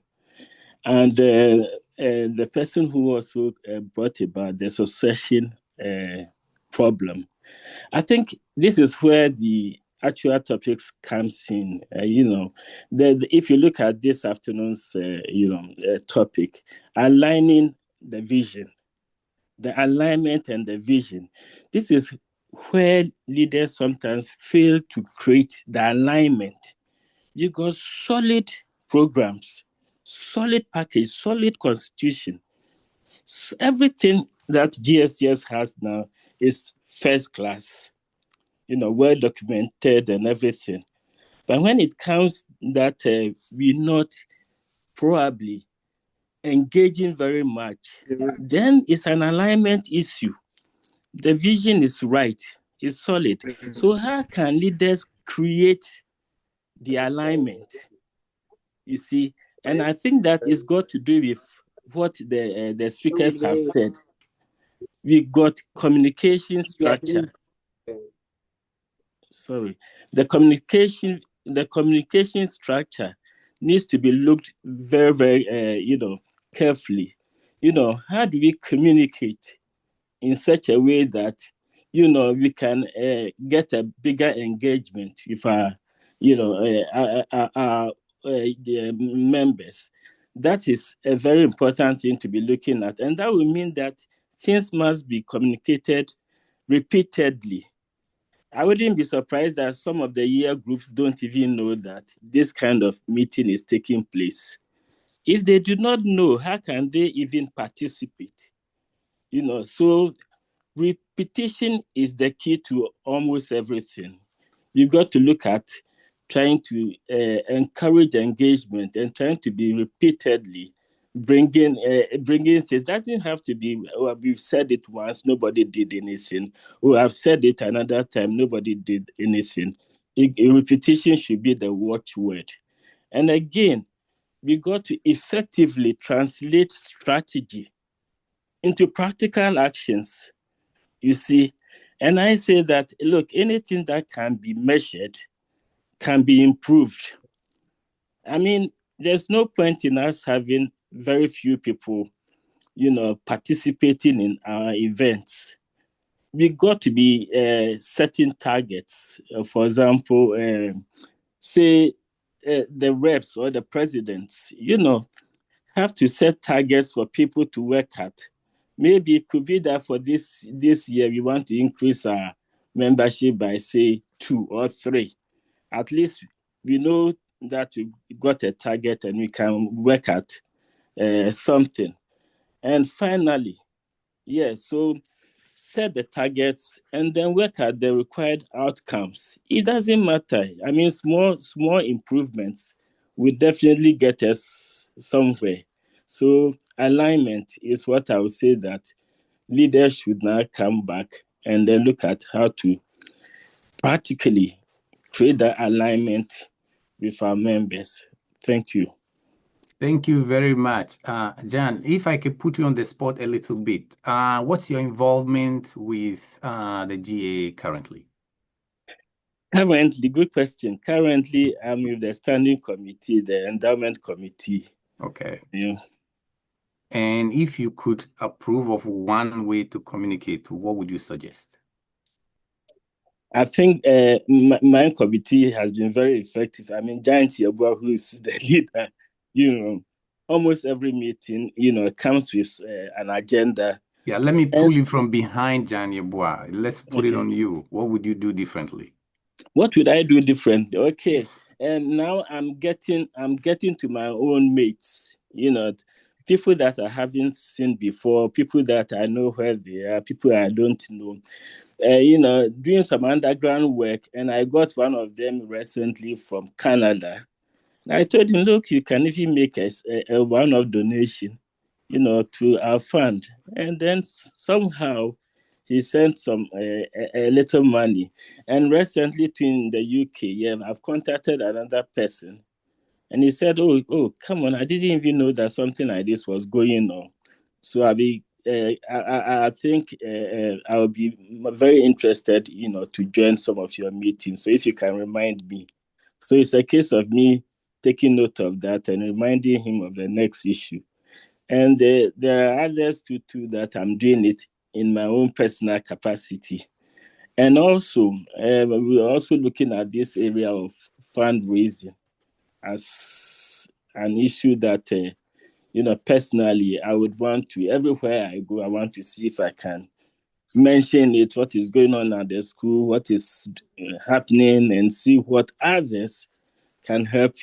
So these are personal things that I think I can do, and I'm trying to be doing some of them. Okay, and do you get information from your year group representative in your year? Yes, we have a brilliant president there, but not all, or most of the information that I get, I tend to get from the Vanderpool Group House too. Everything has to, good or bad. I mean, that's where I tend to get most of the information from. And then, of course, the UK branch as well. Okay. Well, thank you very much. I believe, Jan Nemi, you're next. And I think after that... Giant Walter Kwame, I think I just lowered my hand because Speaker of the General Assembly, Giant Emmanuel Owusu, just said the same thing. We have this, for the past 10 years, we've been able to develop the structures, and, I would say systems in place. The problem that we have is, he also mentioned, is the will of individual giants. You can have all the structures in place, but if there isn't that will, to be active participant, then you might think that there is no succession plan. But I would just want to assure Giant Kwe that please inform any young guy that you know that with this, succession, I'll say structures in place, they need to be given the assurance that they have, the guidance, and also there's going to be mentorship from, past leaders, So we want the younger guys to do it. We did the same thing at GA North America, looking at giants who were somehow active, we'll be talking behind the scenes, and then trying to groom. And I can say for the past 6 years or so, those guys who started GA North America are now at the back, and then we have much younger guys, and we are even going to the step of looking at the next generation. We are looking like 10 years. So it can be done. We have the templates, we have the structures in place. It's just that giants need to take it up, and they will not be left to dry. They will be helped most definitely. I yield. Thank you very much, Giant Ellicott. Your hand is up. If you can please go ahead, you have the floor. And then after that, Giant Francis Quay. All right. So once again, thank you for the floor. I'm Giant Ellicott. I'm 23, right? And currently serving as the treasurer in the UMAT chapter. And can you speak louder a little bit, please? All right. I'm currently serving as a treasurer for the UMAT chapter in Takwa. Okay. That's for the students' body. And I want to make a suggestion. So we have the secretariat in GSCS. Yes. And for sure, each and every year. Today? Oh, yeah, right? Mm-hmm. Good. Yeah, each and every year. Good, yeah. Hold on a second. Someone. Okay, go ahead. All right. So each and every year, students graduate from school, that's GSTS, into either tertiary institutions. And currently, we are also trying to make sure that other institutions whose GAA are not strong, especially in the tertiary cycle, we want to see some kind of activity. But then students who even come to UMass, there are times it's also difficult to identify them because there's no track of information. So my suggestion is we create a database for all those graduating, track the schools they are going into, especially for the tertiary cycle. Then when they come or they reopen school and they report, the various chapters in the various tertiary institutions can receive their data and then find their locations, their phone numbers, since will already be in the provided data from the secretariat in school. Thank you.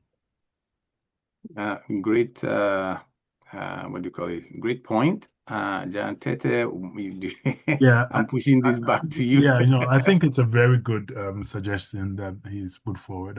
We do collect the list of graduates from the school, but we don't have a good system at the moment to know where they go to once they leave GSTS. And I think it's something that we need to work on.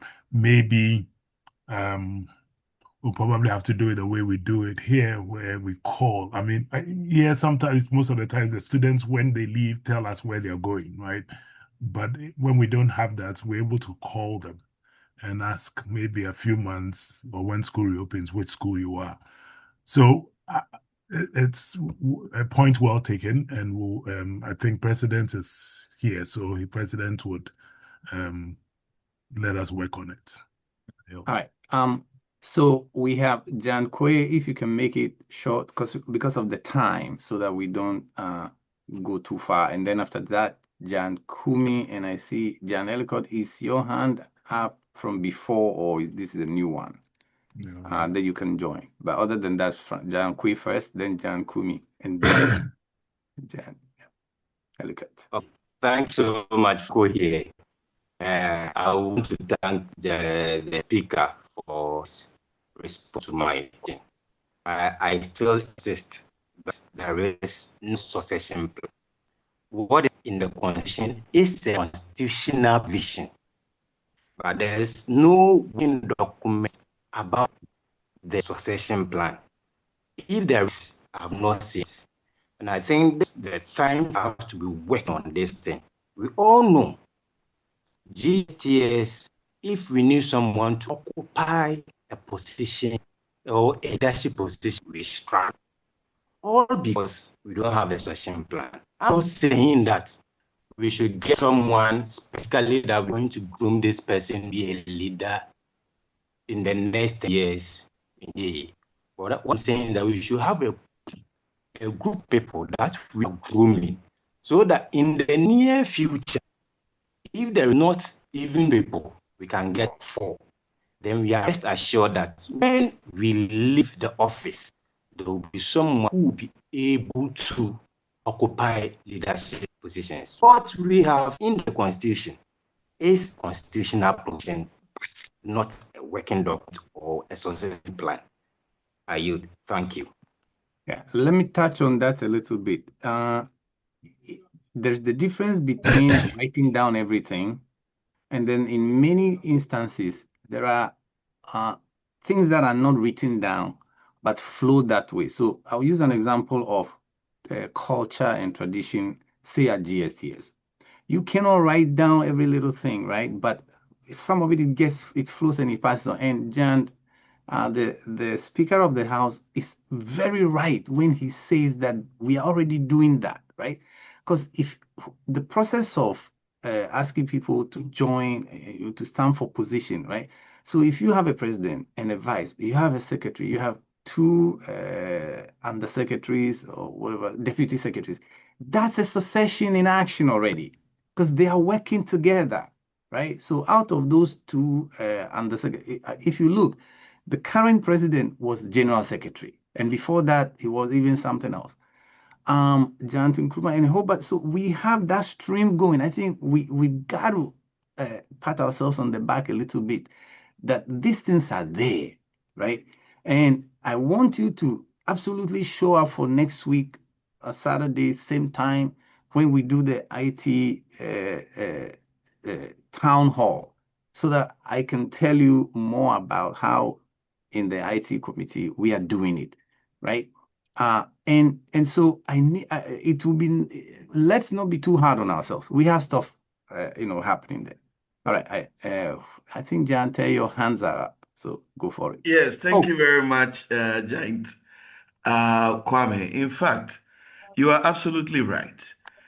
The GAA system is such that leadership is groomed throughout the entire alumni association, even beginning from school, when students take up all kinds of leadership roles on campus and so on. And when the alumni engages students through homecoming sessions, leadership training sessions, and career talks and stuff like that. And then when they have moved from the high school to the tertiary level, where now we have somebody from the class of 2023 serving as treasurer at the UMAT chapter. And then hopefully they will move on to joining a chapter or even within their own year group, serving in some capacity. They then move on gradually through chapter 2, global, and so on. So it is really a tacit, process where we are learning by doing. We are also engaging our senior colleagues in conversations where we learn a lot.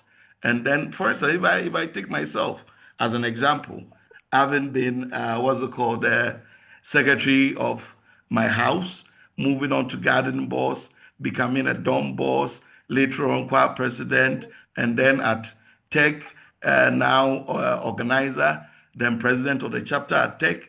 Then I moved to the chapter in Accra as secretary, organizer, then president, then now at the global level, general secretary and president.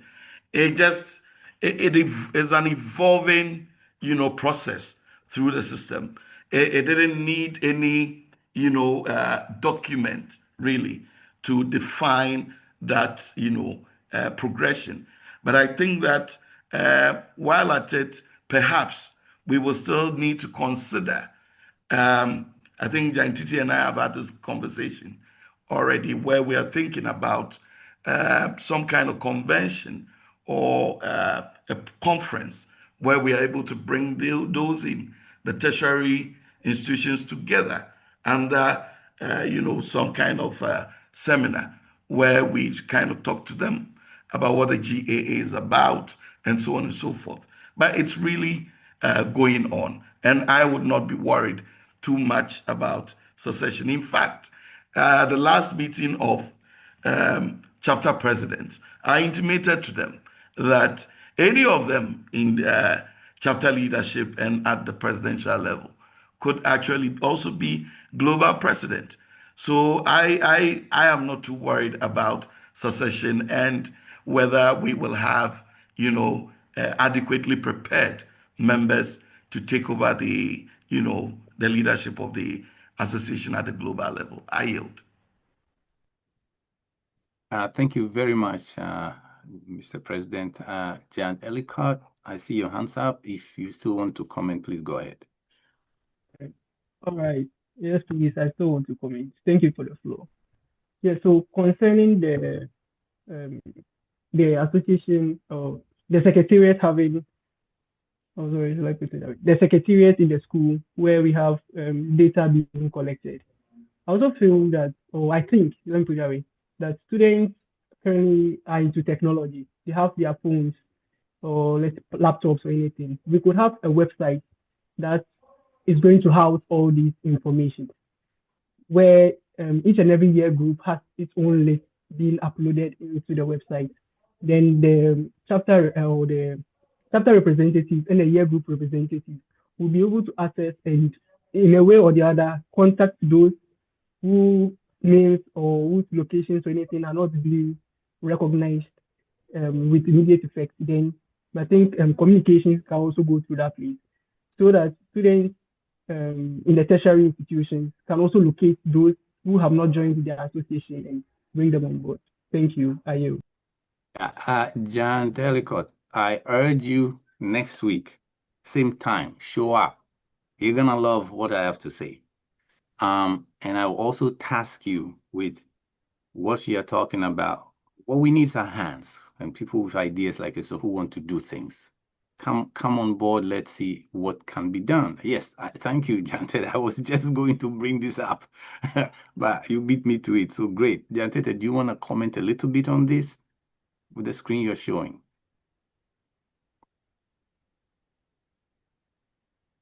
Is it John Tete that's controlling the screen? If you can hear me. Sorry, I muted myself. Sorry. Okay, yeah. Go ahead. So we already have this. So if you go to the global portal and you, Janelico, do you know about this portal? Please, yes, I do know about the portal, but I'm not really active there. So I think this will be an eye-opener. Thank you. Okay. So more or less what you're asking for is there, right? But you got to put it to use. That's why I was saying contact me, because I was going to bring it up. Like, if you are with your year group, you should want to be the guy who takes charge and say, hey, let me get all my people in there. You could go there and find me, and you will find direct, accurate information about me, who I am, what I do, and how to reach me. I get people reaching out to me from here all the time. So, so this is my year group, for example, and these are the people who have registered on it. So we can create year groups for everybody. I think you even created yourself when you register for the first time. If it's not there, it starts one. Yes. Right? And then you can just get it. So get your year group members and be active on this side. This is a start, and then we would take it from there. Yeah, and I will also say, see these things as we pay for it. We've made them, we've built the stuff. See it as your tools, right? And if you have questions, come to IT and ask. IT, here are the things that we want to do, and we'll tell you right away if it's doable. If not, we'll take it into account, and then we'll follow up on that. Giant, I believe Jan Kumi was next, and then after that, Jan Emmanuel Cogna. Thank you. Yeah, thank you, John Walter. And I was going, add to what I think, the previous previously. Let me get, first and foremost, especially, with the young folks at GSGS. I think, the 10-year, time frame for them to have themselves, situated with the financial stuff and all this, that's fine. But we still have to encourage them that as soon as, you are out of GSGS, be involved. And at the same time, we have to have them be part of us. Because, a lot of times, excuse me to say this, typically, with a Ghanaian culture, somebody's young, it's like, this person is, nowhere. But we have to, have them be part of us so that, they can, they will be able to, coordinate, with their folks for them to be able to, be part of it. I think this is very, very, very important. And everything that has been said right now, I think, is pretty good. Very, very good. And let's, continue to support each other like we've always done for our GSGS. I yield. Thank you very much, Jan Kumi. Giant Emmanuel, so Mr. Speaker, you have the floor, please. Thank you very, very much, moderator. And thanks for the earlier speakers. I think you have made emphasis on allowing the systems to work. If we don't do that, and people don't take interest in what we do, but wait for global meetings and take the reps here to mean our numbers, we will be erring, because this meeting has been the widest published, because Cyrus had to go even outside the official platforms and sent it there, went to the houses and sent it there. So let us see it this way. We have the year groups. So the moment they graduate, they are with us. The fact that they are not paying dues does not mean they are not with us. They are with us. They have access to our portals and everything. And their year group have reps and the rest. And as I speak, the youth rep is not yet 10 years after school, but he's occupying executive position. And people talking about the succession plan, if you are not careful, we are going to be charged of using chronism, because GSTS, how are you going to select apart from people going through the mill and working? Like the current president indicated, they have a platform for the chapter presidents and executives. They have platforms for the year group presidents and the executive. This is not grooming. Then what else are we doing? At times, it's painful when people have dedicated, committed, doing everything, but people don't see. The president, T.T. Abekwe, mentioned that if you don't have time, don't pick. Everybody on executive position don't have time. Today, I started with lectures. I went to 93 program before joining here. It is the dedication and commitment, because we see it as what made us what we are, and we have to give back. So please, let's start from somewhere. If you are not careful and we say succession plan, where do we start it? We cannot just say global. We are planning succession plan at the global. How about the year groups? How about the chapters? That is the more reason why it is explicitly clear in our constitution, which is a working document, that before you come to global, you work at the year groups and the chapters. And I see it as a succession plan, which I will be able to debate anytime T. Going down publication and communication, now we have the best of systems. People need to sacrifice a little to follow the things. If you don't get it at your year group, there's a point there. They need to tell their year group, ask questions like the moderator said. Your house, now we make sure houses have their platforms. So if you dodge year group, you get it. The gap that Ellicott mentioned, once they are graduating, our secretariat have their numbers, but it is the year group who can update which school, who went, because they will be meeting and having their current jobs and current schools and the rest. So I think there will have to let the secretariat do follow-ups on the year groups so that current positions, current jobs and the rest will be given to secretariat for updating the data and the rest.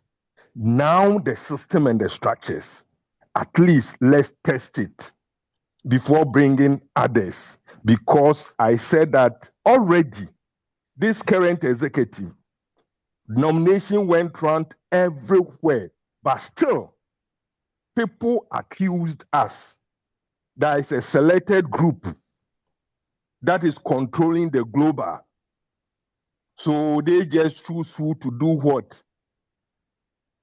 If we go and select people apart from the year groups, the chapters, the houses as we are dealing with, it wouldn't be good for us.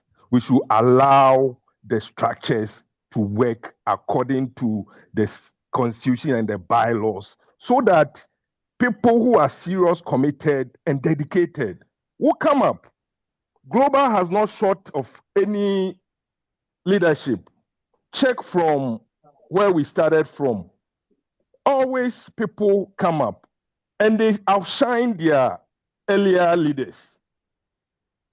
And if this is not a succession plan, what else will be succession plan? I yield. Thank you very much, Jacob. You have really laid it out clearly. One of the things that I would, once again, advise our people to do is please familiarize yourselves with our processes and how you can take full advantage of everything else that we have put in place. I don't know if you can see my screen. On that same, on this, what do you call it? I went onto the website and I printed out or rather I just picked up my membership card, right? Which gives you a little bit of information about that. It's there. Look, if you are walking around and you don't know these things, reach out to us. When we launched this site, I specifically asked if, what do you call it? We organized training for, we asked year groups to send us people to organize training for them. Surprise, very few people responded. Of course, we have to do a better job of, asking again, right, going forward, so that we can train people in how to you guys pick your own admin, so to speak, to manage your year groups, with these technologies that we've made available. Thank you, Jan Cosmos. You have your hands up. If you can respond, and then we probably need to start moving on for the sake of time. All right. Thank you very much, Giant Walter. So I think you just touched on what I had for you personally, which is organizing a training section for Giants globally on the platform, because it seems there is so much that most of us aren't aware of. So if the IT committee can take that up, I believe it would really help all of us. Thank you very much. Thank you. And like I will say again, next week, mark it somewhere and I'll send out the request. 2 hours, maybe even more, of just, you get me talking about IT, I don't stop. That you're gonna enjoy what we have, right? We talk about, anyway, I don't want to go down that path. I will not stop talking about it. So just next week, you get the invite, spread it around. You are the guy in charge of that. I promise you will not be disappointed next week. With that said, we got to move on. We've been here. Yes, Jerry boy, you're right. 2.5 hours later, we're still going. If we can truncate a few things, if possible. Jan Tete, what's your position on that? Yeah, I think we can truncate a lot of things. Okay. So I think we've had a long discussion. The kind of thing that I believe is still on the schedule is this the alignment?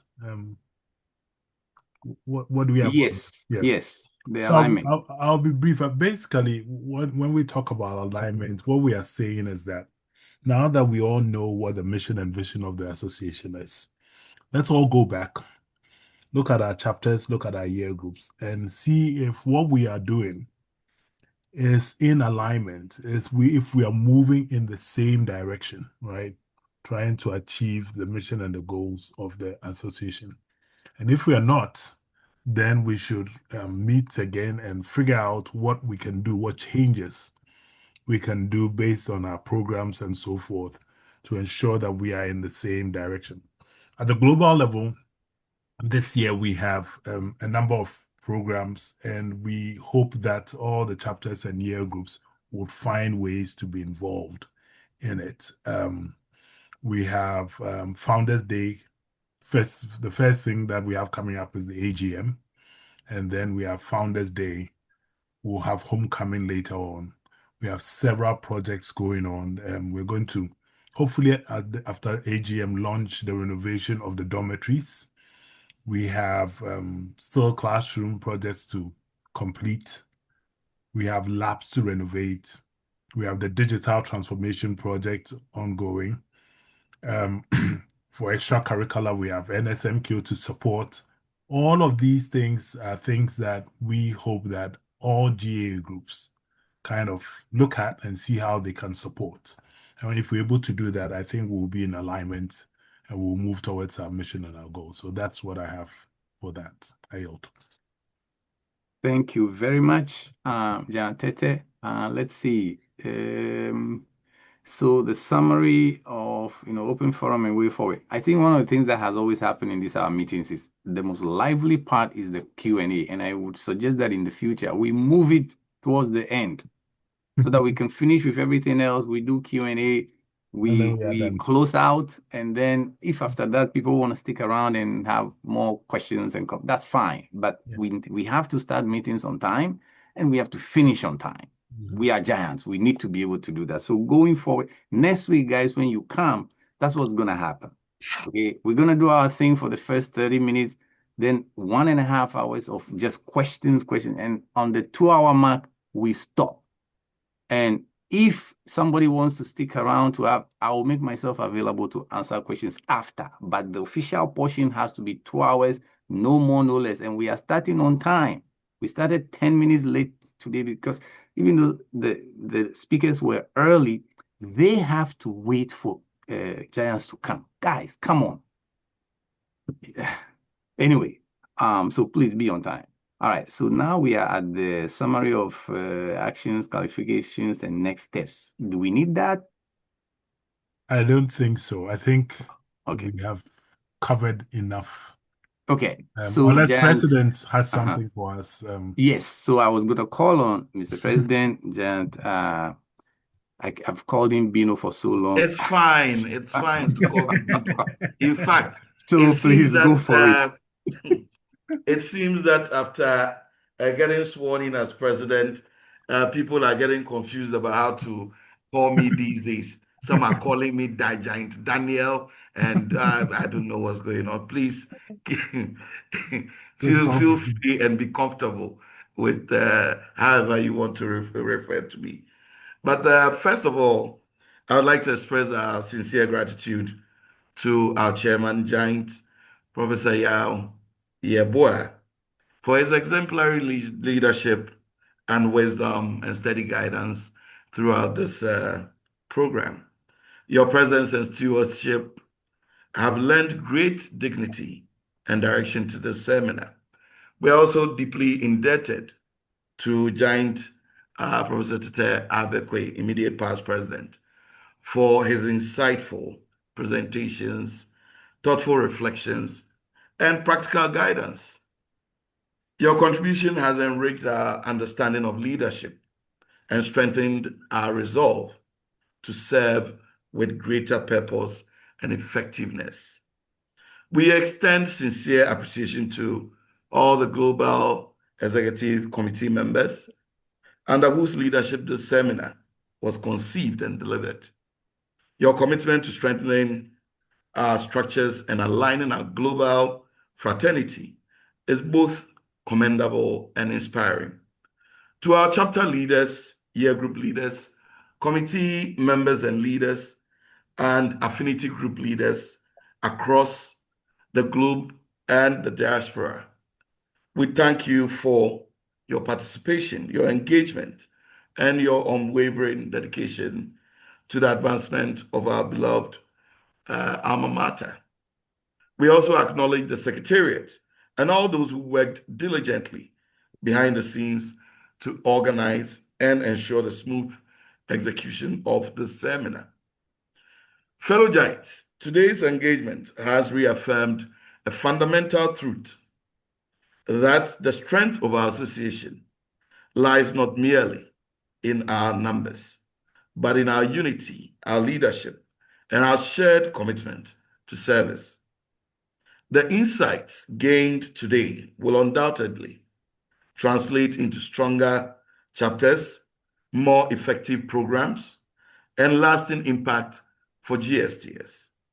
As we depart, let us carry forward the renewed clarity of vision, strengthened bonds, and collective resolve to build an association worthy of our heritage and responsibility.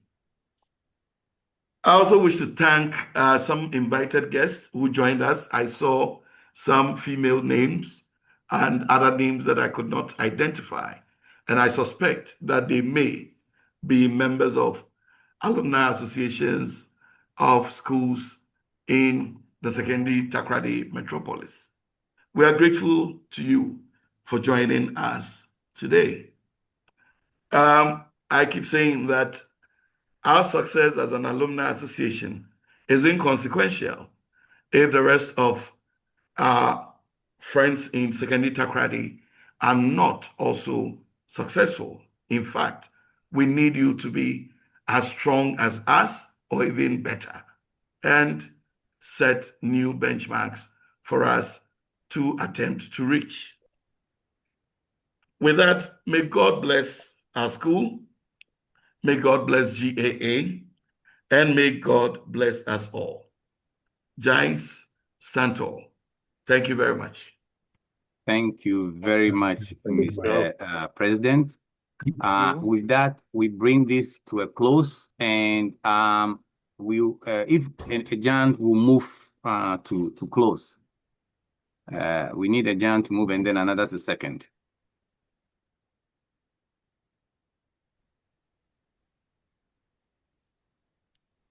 It looks like we still want to hang around, so nobody wants to. Mr. Chairman, you cannot move. See, this is where the young ones should step up and close, right? And by the way, guys, after this is over, you can stick around. I'll be around for another 15 to 30 minutes just for chit chat. So don't be scared. If you have questions, I'm happy to answer them. But yes, we need in the absence of movers. In the absence of movers, the speaker moves. All right, thank you very much. Until next week, same time for the IT. I second Emmanuel Covenant's move for closure. Thank you very much. We officially consider this meeting closed, but I see some hands up. Please stick around. Officially, we are done. You can end the recording. I can end the recording. The rest of you enjoy your day. Those who want to stick around for another 30 minutes.